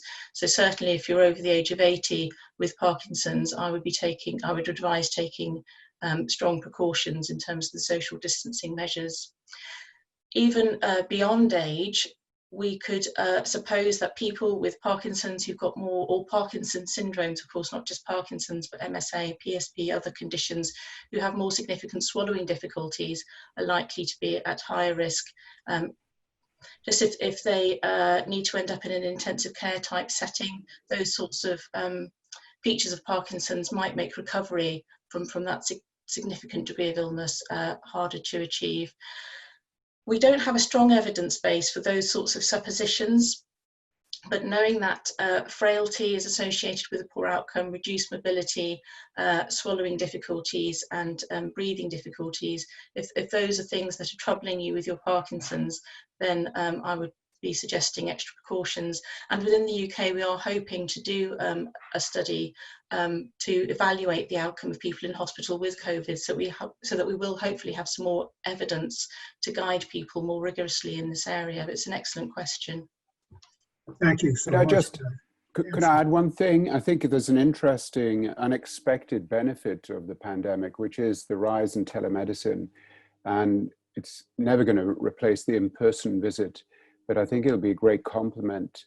And for Parkinson's disease, where some people do have real trouble getting to the caregiver or the hospital, it's a great opportunity. It saves time, suffering, and frankly, money also. It's easier for them to do this. And this has gone up. Of course, telemedicine has risen through the roof as a consequence of the pandemic. And once this pandemic is over, I'm sure some of that will stay because it hasn't been all a bad thing. Sonia? Yes, thank you. Yes, Patrick, I think you're right. That is one of the silver linings, one of the few things that we can say came out of this COVID pandemic. And we're now going to move on to a couple of genetics questions. Cornelis, when I think of Parkinson's disease, I often think that genetics loads the gun and environment pulls the trigger. And regarding that loading of the gun, our friend Sue Buff has a question that she'd like to ask of you. Sue? Yes, thank you, Sonia. My question is related to genetic risk factors, in particular, how many PD-related genetic variants have been identified so far? I know Ziv and Ben talked about GBA, LRRK2, and SNCA in particular, but I was wondering how many in total so far have been identified. Yes, that's a very good question, but it's very complex to answer. Ziv and Ben did indeed a great job in explaining this. And I think part of the question, you have to go one step back. There are like kind of three types of like variants. I think you can group them into three types. You have one, you have the very damaging and the high penetrant mutations. Those are typically in the families. Of those mutations, that's how they typically call them. They're like hundreds, but they're extremely rare. Then you have the moderate effects, like actually risk factors. Those are, for example, the GBA and LRRK2 that actually Ziv and Ben already discussed. There are also like many variants of those, but then you also have the more common like risk factors, and those are typically identified using GWAS studies. And GWAS stands for genome-wide association studies. And those more common vectors, those are typically relatively small effect size, so they only increase your risk for like 1.2, like the actual odds ratio, so it's very small. But it's interesting for those like common risk factors, they have typically they have an additive effect. So if you would have, for example, we have in the latest GWAS, we identified 90 of those. So if you would have all 90, you can accumulate all of those effects together, and then you have a higher common like burden of like actually genetic risk variants. So to answer it in short, we have 90 common like risk variants. Those are common in the general population, but there are many more like very rare variants that are not very common, but also contribute to disease. So it's a very complex answer for a very easy question, I like to say. But I actually hope this answered your question. If not, feel free to ask more. But is it accurate to say, Cornelis, that perhaps that just because you have a genetic risk factor does not mean you're going to get the disease, right? That's been said before as well. Just wanted to reiterate that if that's what you're saying. Yeah, definitely. And that's very important to say, right? I mean, there are many people with a GBA variant or GBA mutation. There are many people with a LRRK2 variant. I mean, penetrance is for some of them very low and for some of them very high. And so, of course, penetrance is always a very crucial word. Also, if you think 2 steps ahead for clinical trials, like who should get this therapy and who shouldn't get this therapy, and like it's very hard to say now which GBA carrier will develop PD and which GBA carrier won't develop PD. And there are very large studies on the way who are trying to say, okay, these are more likely to get PD. But it's not only genetics. I mean, we have seen actually great talks today from David, from Ben, from Ziv, and everyone else, that it's not only genetics there. And actually, like you say, it is genetics and many other things. It does include aging. But of course, the environment is so big and large, and it's very hard to test for the environment and also very hard to control what's actually happening in your environment. So in the end, it's a combination of aging, the environment, and genetics that will probably happen for your disease. Could I just add, because I know a lot of people think, oh, my child has inherited this risk if a person has a risk. The 90 loci that Cornelis described, the ones that were discovered first out of these, the first 20 or so, if you look at the odds risk ratio of getting the disease, it changes it a little bit, as Cornelis said. And let's pretend that the risk, if you live till 80, is about 1% to get Parkinson's. That's ballpark right. So if you have one of these risk alleles, it might be 1.2%. And that just gives you a sense. It's not a huge change, but of course, collectively, if you have 90 of these and you're carrying the bad allele in 40 of them, it's more than 1.2%. But there has to be some other environmental factors, Cornelis also said. That ties into our next question, actually. The issue of penetrance, and some families have a much stronger sort of family history or expression of Parkinson's. And Alessia has a question related to this. Alessia?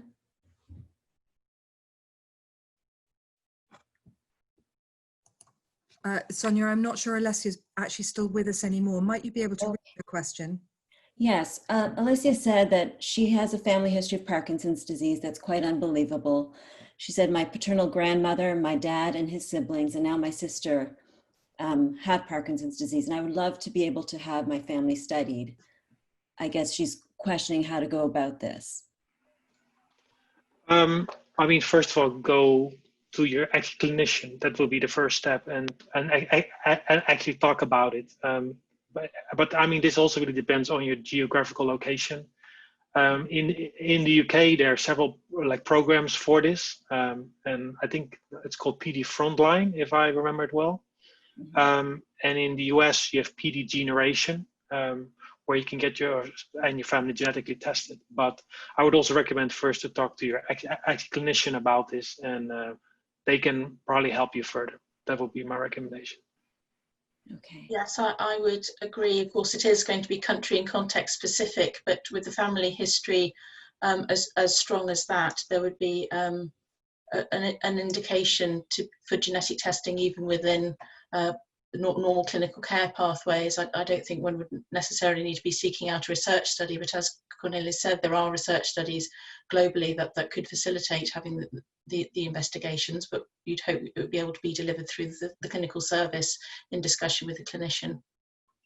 Is this the type of family that you would recommend go for genetic testing, even in people that are not expressing Parkinson's symptoms? That would be a conversation to have with the genetic counsellors. Okay. It's a very strong family history, and of course, I guess there'd be would be defer to the geneticist, but I think you'd hope that in this family history, you'd hope to be able to identify at least a risk factor, if not a causative gene mutation, and that information will have value to other people in the family potentially, or potentially have negative value for other people in the family. And so that is a conversation that has to be had with genetic counsellors ahead of pre-symptomatic testing. If your life decisions would be different were you to know, then there might be a reason for you to have that. But with every test, of course, there's risk. And this is a field which has been much better experienced in Huntington's disease, of course, where the concept of pre-symptomatic testing raises all sorts of issues, but it's that sort of idea, is what value is this adding for you? Would it be of benefit, or would it not be of benefit? But with a family history as strong as that, I can understand why there'd be a desire to have this explored more strongly. Thank you so much, Camille. Gary? We know that there's a lot of association with Parkinson's and other illnesses, conditions, diseases. Patrick, we had another question from Michelle relating to prodromal symptoms and of PD and ADHD. Is Michelle, are you on? I don't see her on there anymore, so I'll ask a question. Both conditions have been have executive functioning issues, bowel problems, etc. Can you talk or speak to any relationship that you're aware of between PD and ADHD? So the short answer is I don't know of any association, but we did actually email just prior to this meeting. I got the question 20 minutes ago, and Cornelis and I had an email exchange. And I think Cornelis had a great response. He said that ADHD wasn't commonly diagnosed many years ago. And secondly, are people diagnosed with ADHD, the majority, of course, are young. And to the extent there be any genetic mapping of risk factors for ADHD, that might not have been in the works for very long, and those people might not have reached an age when they could develop Parkinson's. So those studies might not have been done. Whether there are genome-wide association studies with ADHD, I'm not aware, and if there's any overlap in the landscape, Cornelis, it sounded like in your email you hadn't heard it, so probably there isn't, but see what you say, Cornelis. Oh, yes, I'm not aware of it, but of course that doesn't mean that it's not there, right? There's much more to learn about both diseases, of course. There's, of course, that they are both brain diseases, and also the environment, again, plays here a very significant role, likely. So I think this is definitely need to be studied further, but I think it's too early to say that there's a clear causal or like some kind of active relationship like that. So much more study is needed before we can do something with this. And the other thing one might say is that, you know, a specific type of neurological deficit can be caused by many different types of brain damage. So even though they both have executive dysfunction, it doesn't mean it's the same brain circuitry. It may be actually in ADHD, we don't know much, but it doesn't necessarily mean it's exactly the same brain circuitry that's involved. So Gary, I think we have probably time for another question or two. We got a lot of questions about the gut and PD. Do you perhaps want to go to one of those? So one of the questions we had is, could bacteria in the gut be affecting any of the medications that we take?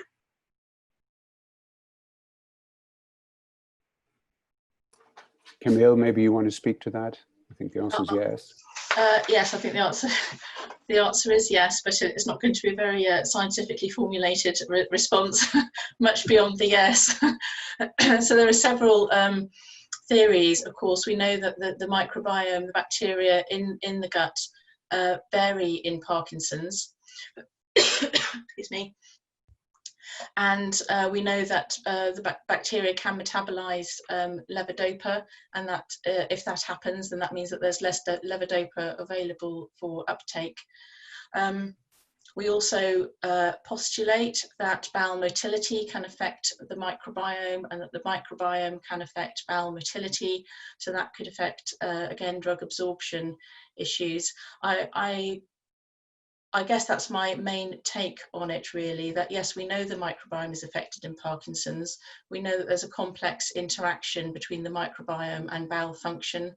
And we know that adequate bowel motility is required in order to maximize drug absorption, and that the bacteria themselves could affect the medications and the extent to which they're absorbed. So medication absorption, I think, would be the primary impact in change of bowel flora. I don't know if anyone wants to add anything to that very unscientific discourse. So I can add something that's more looking into the future, the notion that one could actually use the gut bacteria to deliver medications. That's been at least discussed. So the idea would be to genetically engineer bacteria, and you'd eat them as little pills, probiotic pills, and those genetically engineered bacteria could produce, for example, L-DOPA. The challenge there is to control the levels so they're quite right all the time. But it's an attractive way of getting a smooth, steady level. I'm sorry if you hear a lot of noise. I think our neighbors have a lawnmower running, so I'll turn off my microphone. Given the fact that they're, oh, go ahead, Gary. No, I was going to say, if you had any comments.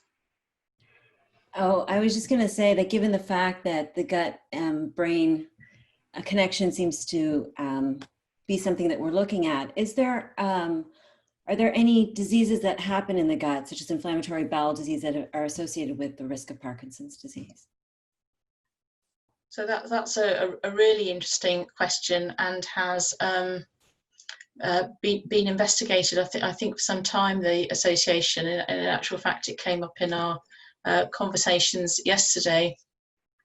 There is evidence to support an association between inflammatory bowel disease and subsequent development of Parkinson's. And I think I'm correct in saying that that association was stronger for some types of inflammatory bowel disease than others. And the reason that it was of interest is that some of the medications that are used to treat inflammatory bowel disease might modulate that risk of developing Parkinson's. So yes, it's an area of interest. Yes, I'm not sure I've got much to add really. I was going to talk about vagotomy and appendix, but I guess that's a slightly different, different take on the subject. I can add a little bit more, Camille. So I posted if you look at the chat window, there's another free article in Journal of Parkinson's Disease by Thomas Brudek from Denmark, who's done some of the epidemiological studies. There are many epidemiological studies that implicate IBD as a risk for Parkinson's. Now, the really exciting thing, and Camille mentioned, we discussed this in linked clinical trials yesterday, it's that if you treat inflammatory bowel disease with a modern therapy, it's called anti-TNF alpha. It's a very fancy modern antibody treatment that reduces the inflammation. If you treat that, those people with inflammatory bowel disease do not have an elevated risk of Parkinson's. So it really implicates the inflammation in this. And that's truly, truly interesting. And the last thing, and maybe Cornelis wants to add something, but the LRRK2 risk variants or mutations for Parkinson's, they're also associated with Crohn's disease. So here we have a gene that is associated both with Parkinson's and with Crohn's, which is one of the two major inflammatory bowel diseases, ulcerative colitis being the other. Do you want to say something about that, Cornelis? Yes. So besides LRRK2, there's also another gene. It's called NOD2, NOD2, which is also both associated with Crohn and Parkinson. And there's one more, and I'm blanking on that one. But there is some like actually, yes, there is some actually small genetic risk, but it's not major, to say like this. There's some small overlap there, and that's very interesting. And it's definitely being studied specifically for LRRK2. For NOD2, it's not very extensively studied, but I hope someone is going to pick that up soon, because that's also a very interesting connection, because there's more and more coming in there. And interesting also for LRRK2, that's also associated with other autoimmune diseases. And that's also, of course, that actually ties everything back together. So it's all very interesting. There are definitely associations. They're not super strong, but they're definitely there. That's very, very interesting. I think my recollection of the literature is that the association with Crohn's disease is much stronger than that with ulcerative colitis. So interesting that there might be a shared genetic predisposition. And I put in the chat, just to add, that is a small change, that for a given IBD patient, this is a quote from Thomas Brudek, who wrote this review, for a given IBD patient, inflammatory bowel disease patient, the probability of not getting Parkinson's is 95 to 97%. So just remember, of course, it's elevated compared to a person who doesn't have IBD, but it's still 97% you're not going to get Parkinson's, just to remember. That's a really good point. Thank you so much to all our panelists for answering the questions. I know that there are a lot more that have been asked of us, and we'll try and find a way to answer any questions that are left outstanding as well. Back to you, Helen. Thank you all so much. That was an absolutely fantastic discussion. I am so grateful to you all. That was a real experiment, because we were turning on people's microphones and moving people from being attendees to being panelists so that could happen and we could enable people to ask questions live. Can I ask you a question, Helen? How come Yes. there are more and more photographs appearing behind Well, you? Patrick, because I thought that might amuse you, if nothing Yes, else. I've now seen the Pope has appeared there. Tom The Isaac Pope's is the appeared as Pope. well, yeah. He wasn't Yeah. there 20 minutes ago. No, certainly not. Patrick was complaining about my backdrop, so it's in progress. By the end of this, there will be pictures of rallying up all behind me, which will be a lovely thing to see as it changes. Anyway, without further ado, because we are running a few minutes late, and some of that is our technical glitches, but also partly because the discussion's been so good. But I'd like to introduce you to Richard Wise. I've had the privilege of working alongside Richard for the last 14 years here at the Cure Parkinson's Trust. And Richard is going to talk about the huge efforts to get clinical trials underway, but to ensure that those clinical trials are as targeted as possible to be as effective as possible. So thank you, Richard. It's over to you to now share your slides. We have made you a co-host, so that should be all possible for you to do that.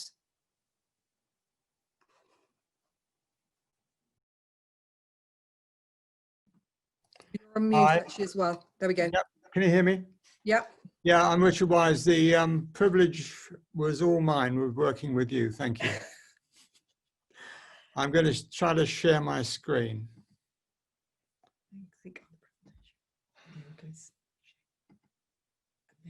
Looks good. Go into presentation mode.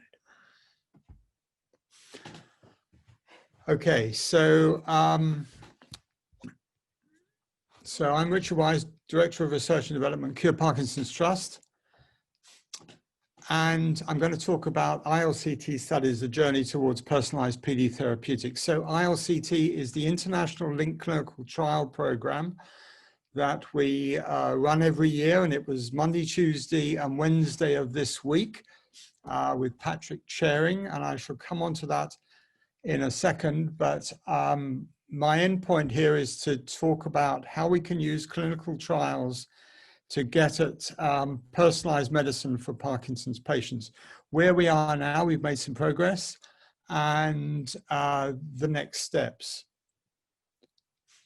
So that's Charlie Ralph and Will Cook, the two of the good and the greats of Cure Parkinson's Trust. And we're trying to slow, stop, and reverse, and thereby get a cure. So the International Linked Clinical Trial Initiative, we have a brief to evaluate, prioritize, and repurpose existing medications that may have benefit in Parkinson's. We've got the Cure Parkinson's Trust and Van Andel Institute there as working together, but Patrick announced and Will announced earlier this week that the John Black Foundation has joined us as a co-funding partner, and this helps to fund our trials. So it's a long-term commitment, and it's great that we've got a new partner. If you want to find out more about what we do, there's an annual review, and of course there's our website. So the Swedes don't like to take praise. They feel it's inappropriate, but Patrick's been wonderful this last decade, really, and thank you for all that you've done to in your chairmanship to move this to an extraordinary initiative. That's the Van Andel Institute. We're normally there this week, but obviously there are reasons why we're not. So what we do is Simon Stott and I write dossiers on therapeutics which we believe have the potential to slow or stop the trajectory of neurodegeneration associated with Parkinson's. Many of you will know an awful lot about symptomatic Parkinson's treatments, but there's nothing available at the moment to stop the year-on-year degeneration that's associated with Parkinson's. So that's what we're trying to deal with. So this was the 23rd of September 2020. We've just been discussing this with a very large committee of experts online each day, and this is what we've done over the last 9 years. I don't think anyone's seen all those dossiers together. So you've got about 2,000 to 3,000 pages of detailed information of around 200 drugs that we feel have compelling biochemical credentials to slow the disease, and it's the job of our committee to decide which we put into trial. And we've put a lot into trial, and we're still putting new treatments into trial, and they're going up through the various phases of drug development. It's a very active program. Oh yeah, I wanted to talk to you about Cure Cubed. So Cure Cubed is a fundraising exercise we do every 2 years. It was started by Tom Isaacs, who felt that he, with his Parkinson's, was sort of trapped in a cube. And we get, this is Bonhams in London. It's a big art gallery. They're also in New York, Los Angeles, Sydney, and other places. So we get about 50 to 80 great artists, really famous artists, to design something into a cube. And this was this is what it looked like a couple of weeks ago in Bonhams. A lot of them have been sold now. The sales are online. There've been a few personal visits to this, but I think there's still some on sale. They look quite small in this photograph, but they're actually quite a size. So, you know, bigger than my head, I think. So here's 6 of them. They're all very diverse. Some of them are attached to thoughts of Parkinson. So the one in the middle at the top is by Andy Goldsworthy, a famous artist. And one of his friends, a sheep farmer, got Parkinson's. And so Andy decided his cube would have the fleece of a sheep with the marking that's used, the turquoise marking that particular farmer uses. And that's the cube. And there's a lot of originality in all of them. The one to its right is obviously working a lot on reflections, internal reflections within the cube. So Simon and I think no one knows this, but Simon and I are both, we're not famous artists, but we are artists. And here's our cube. It's 9 dossiers. I don't know how many hundreds or thousands of pages we've written over that time, but this is our cube. And this is the most recent one, the September 2020. And if you turn it upside down, of course, what else? You would see the 17th and 18th of September 2012 edition. And of course, many of the drugs that were discussed at that meeting by our experts have gone into trial with in some cases, some success, so that we've moved on and continuing to develop them to this day. So going back to our mission. So why is it a good idea to drug repurpose? We're not doing drug repurposing in all the drugs we have in trial, but quite a few of them are. And that's because all drugs are biologically active, and they tend to be biologically active in different places because of their structure. And if we can find a drug which is of use in one therapeutic area, but has a compelling argument that it could be useful in Parkinson's to slow the progression of the disease, then by using that drug, we're saving several years on drug development, where the preclinical work and then the clinical work on the safety and the tolerability and the finding of the dose and all of those sort of things are dealt with. So it just accelerates us, but we're continuing to work on new drug developments as well. So here was everyone at the 2019 Linked Clinical Trial meeting in Van Andel. So we got, so Ben Stecher was on earlier. He's off to the right. But behind him, Bill Chan is he's a leading PD neurologist in China. They've got 3 million patients there, but nicely linked with WeChat and the technologies they have there. So there's some great experts in Parkinson's amongst that group, and I'll show you them in a second. We move all the way around on the far side. We've got Helen, and we've got, I mean, these are giants of the field. We've got the CPT team, and of course, Simon is the giant of the CPT team. Lindsay Isaacs sitting next to me in the front. So this is the current composition of the International Linked Clinical Trial Committee. They really are the good and the great of the field. multiple different expertise, a lot of clinical trial experience, many of them clinical neurologists running big departments who also have very large research laboratories, but there are multiple skills in and amongst those. We've got Brian Fisk from Michael J. Fox Foundation, so we're partnering with them, delighted to work with them. And so we published in 2013 on our first meeting in a Tom Isaac celebratory edition in 2018. Patrick and I wrote a paper in his honor. This is what the inside of the dossiers look like. A lot of great detail, absolutely up to date to the day we send them off to the committee members. 2018 final therapeutic scores. So at the top we've got niraparib. I'm going to talk about that. That came top because the lowest score is top by this configuration. I'm going to talk about the one below it, Amylyx 0035, a drug combination. 2019, these were our initial committee pre-prioritization scores. They go on to give a second vote, but ANLI 138B, we're an alpha-synuclein approach. We're currently discussing putting that into a phase 2 trial. It's sailed through its safety studies with flying colors very recently. We're also talking about launching a trial on areclamol, which is the number 2 there, and various other things further down the list.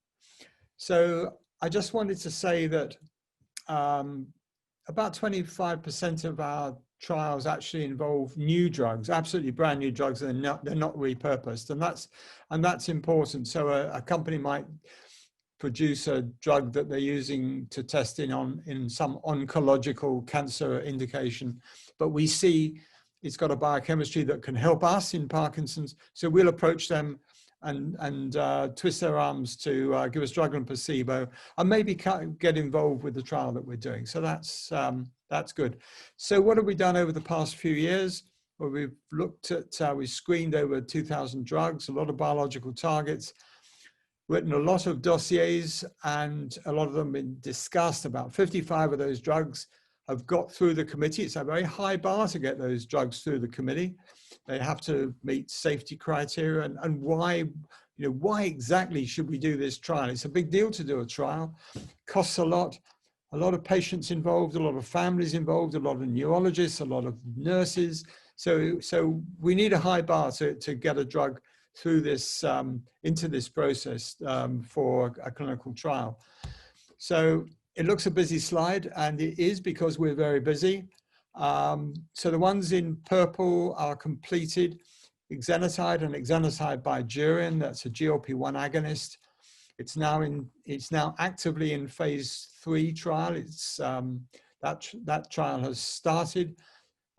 This drug is used in treating diabetes, as further down the list, liraglutide and lixisenatide. They are also, we're doing one trial in early Parkinson's patients, and the other trial in patients who are insulin resistant, because there's a relationship between the two diseases.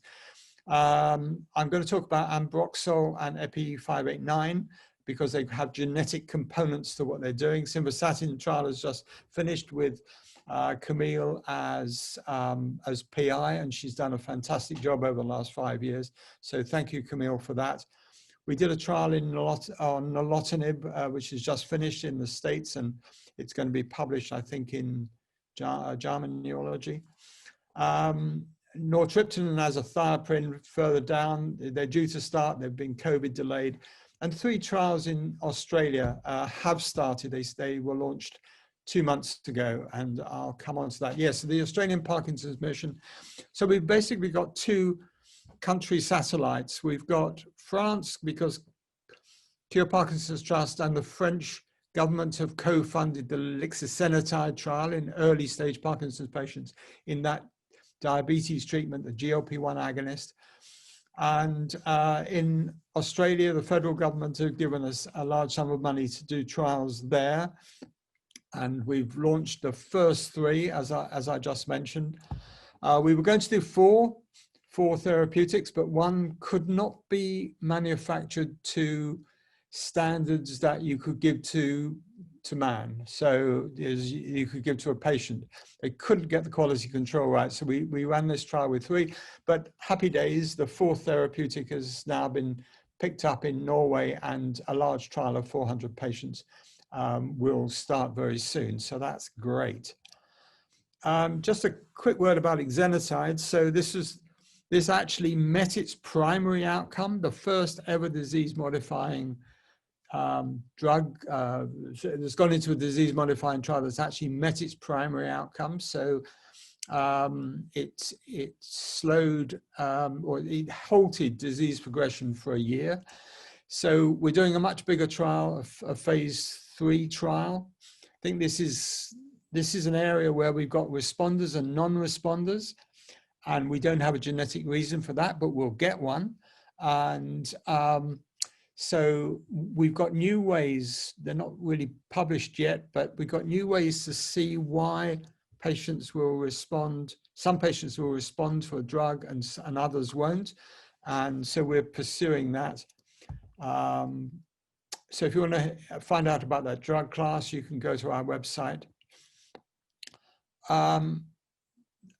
This is just to say at the bottom that quite a few phase 1 trials, the safety and tolerability trials of LCT approved drugs have now sailed through. K706 went through and now is in a trial, an LCT trial of 504 patients. It'll be in 90 hospitals around the world. I think it's currently in about 20. We're recruiting hard in lots of countries. Zomalid and Expro 1595 and Anli 138B have all been through our programs. They've all had no safety issues whatsoever, so they're going to go into trial. And Zomalid, wow, we worked really hard to put that together for the past 3 or 4 years.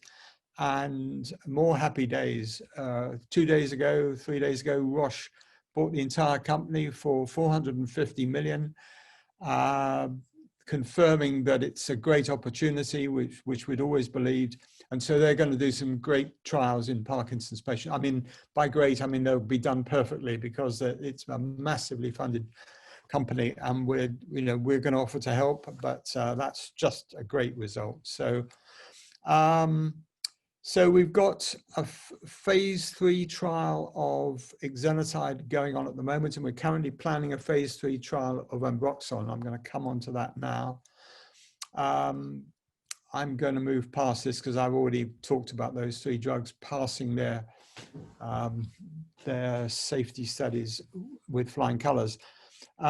Just a word about Amylyx AMX1 0035. That was very well received by the committee, and it's recently, very, very recently, 2 or 3 weeks ago, shown that it's disease modifying in ALS, another neurological disease, and we can't wait to get it into Parkinson's patients. We feel this drug combination is extremely important to test. Just shifting gear, I mentioned niraparib earlier. We believe that PARP inhibitors, which are starting to be used in cancer for cancer treatments. We think that's very important for Parkinson's. Patrick and I wrote a commentary in Science. This paper was published by Ted Dawson, one of our committee members out of Johns Hopkins University in Baltimore. A great paper, and we wrote a supporting, I'm not going to go into the mechanism of action, and I think you can see why.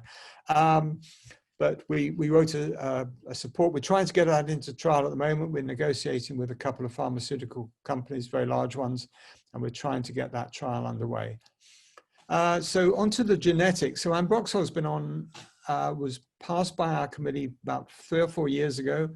It's a repurposed drug. It's been used as an anti-mucolytic in respiratory medicine for about 40 years now.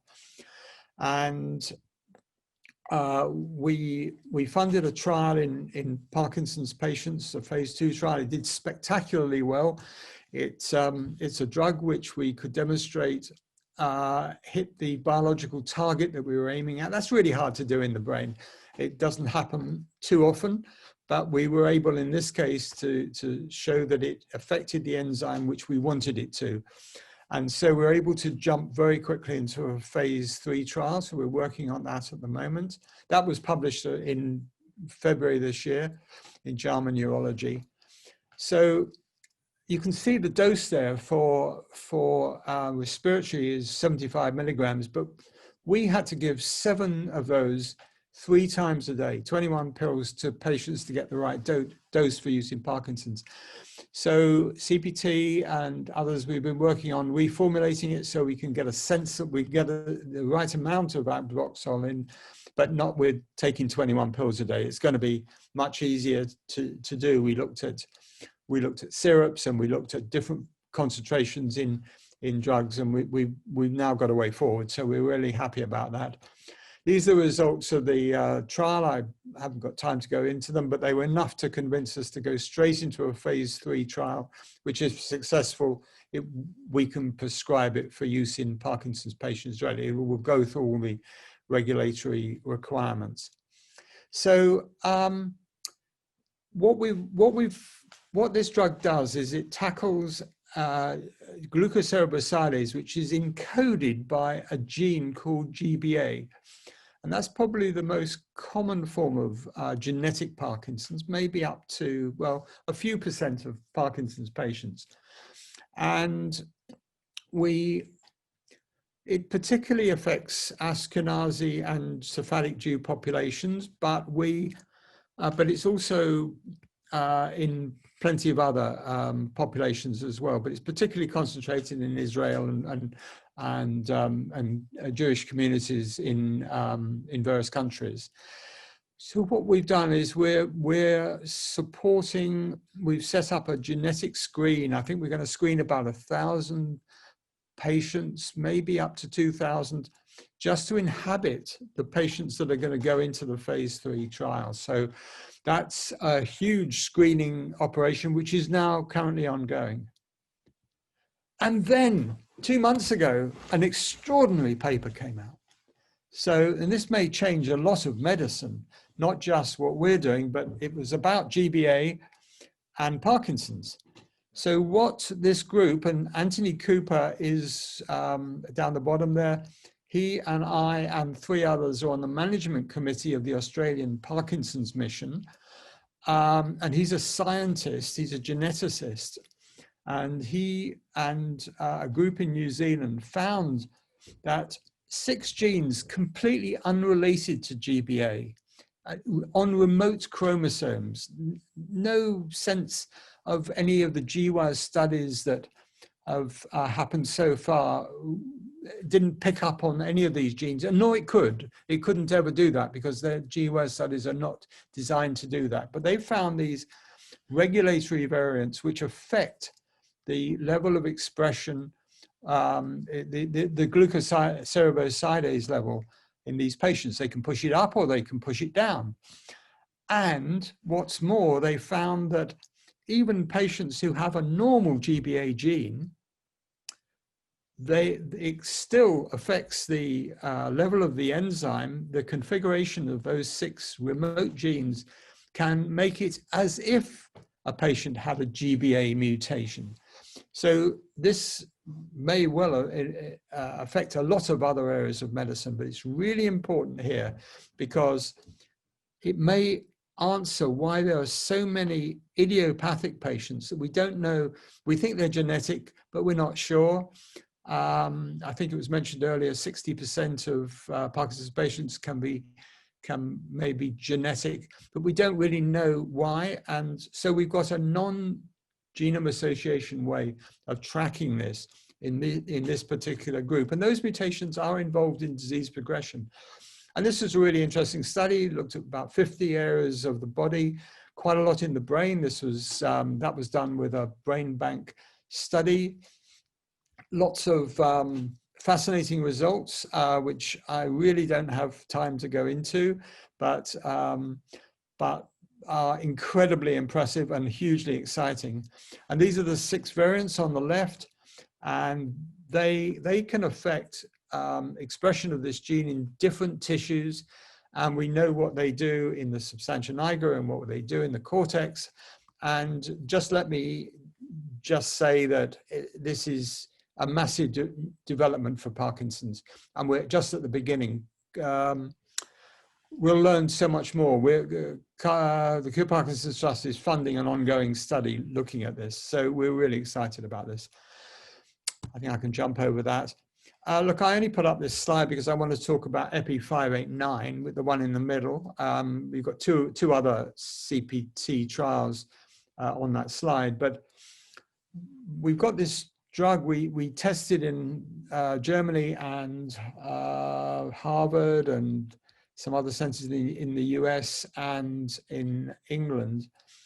And we found that this drug affects patients with different PD genetic backgrounds to their disease, different PD genes, affects these patients in different ways, particularly on the lipid biochemistry. And so this company, it was called BioElectron. That's why it was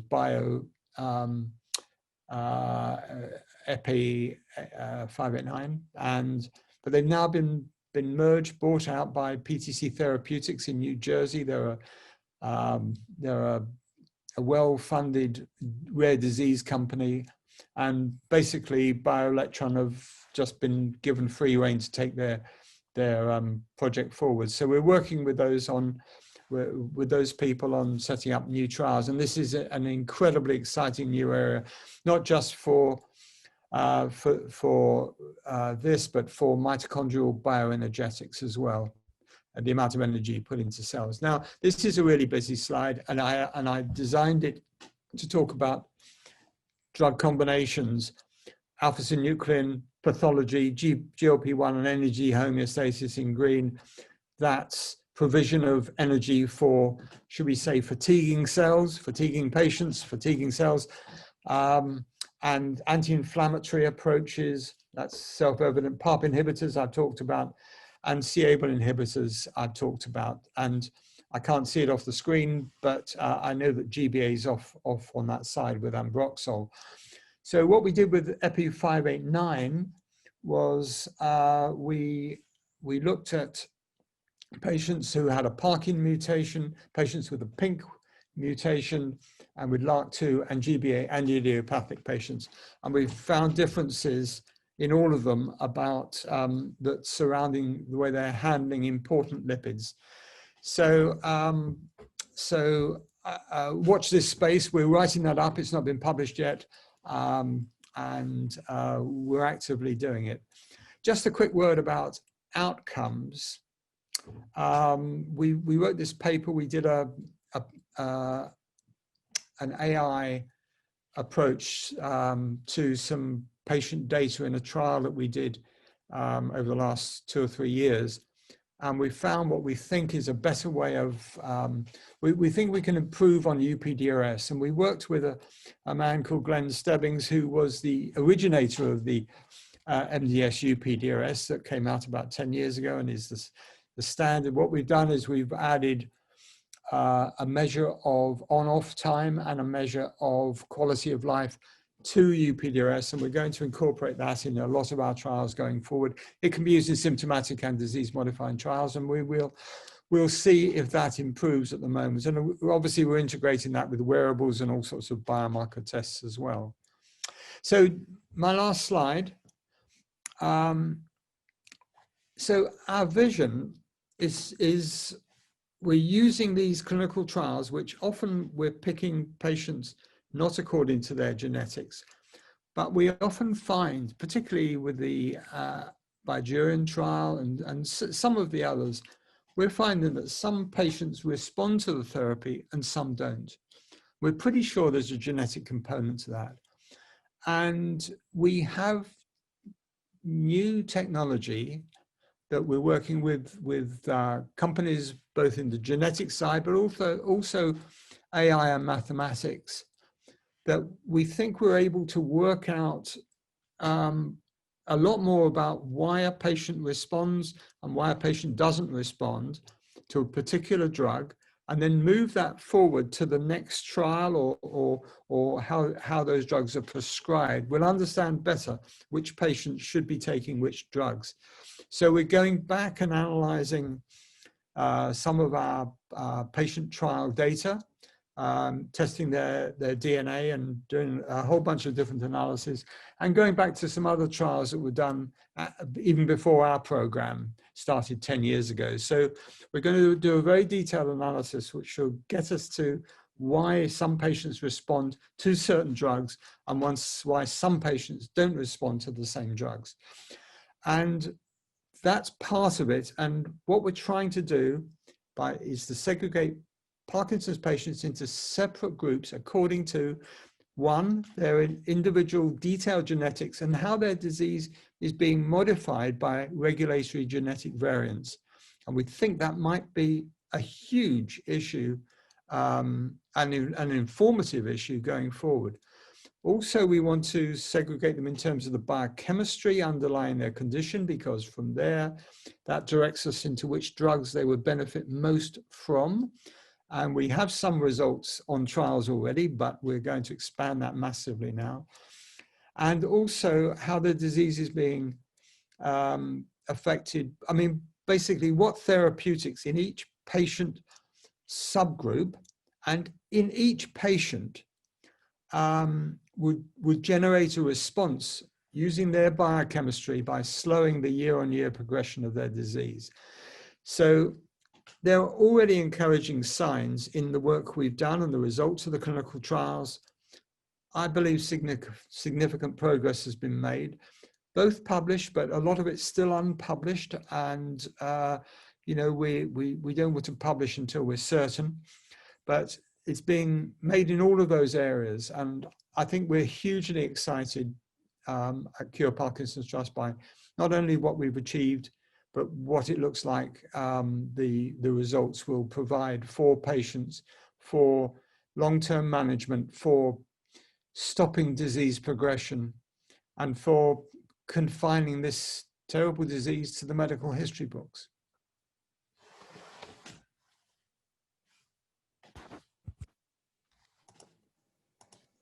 Richard, thank you very much indeed. That was, as Rochelle's just put in the chat, that was an incredibly encouraging talk, and I think that that will spark many more questions to come.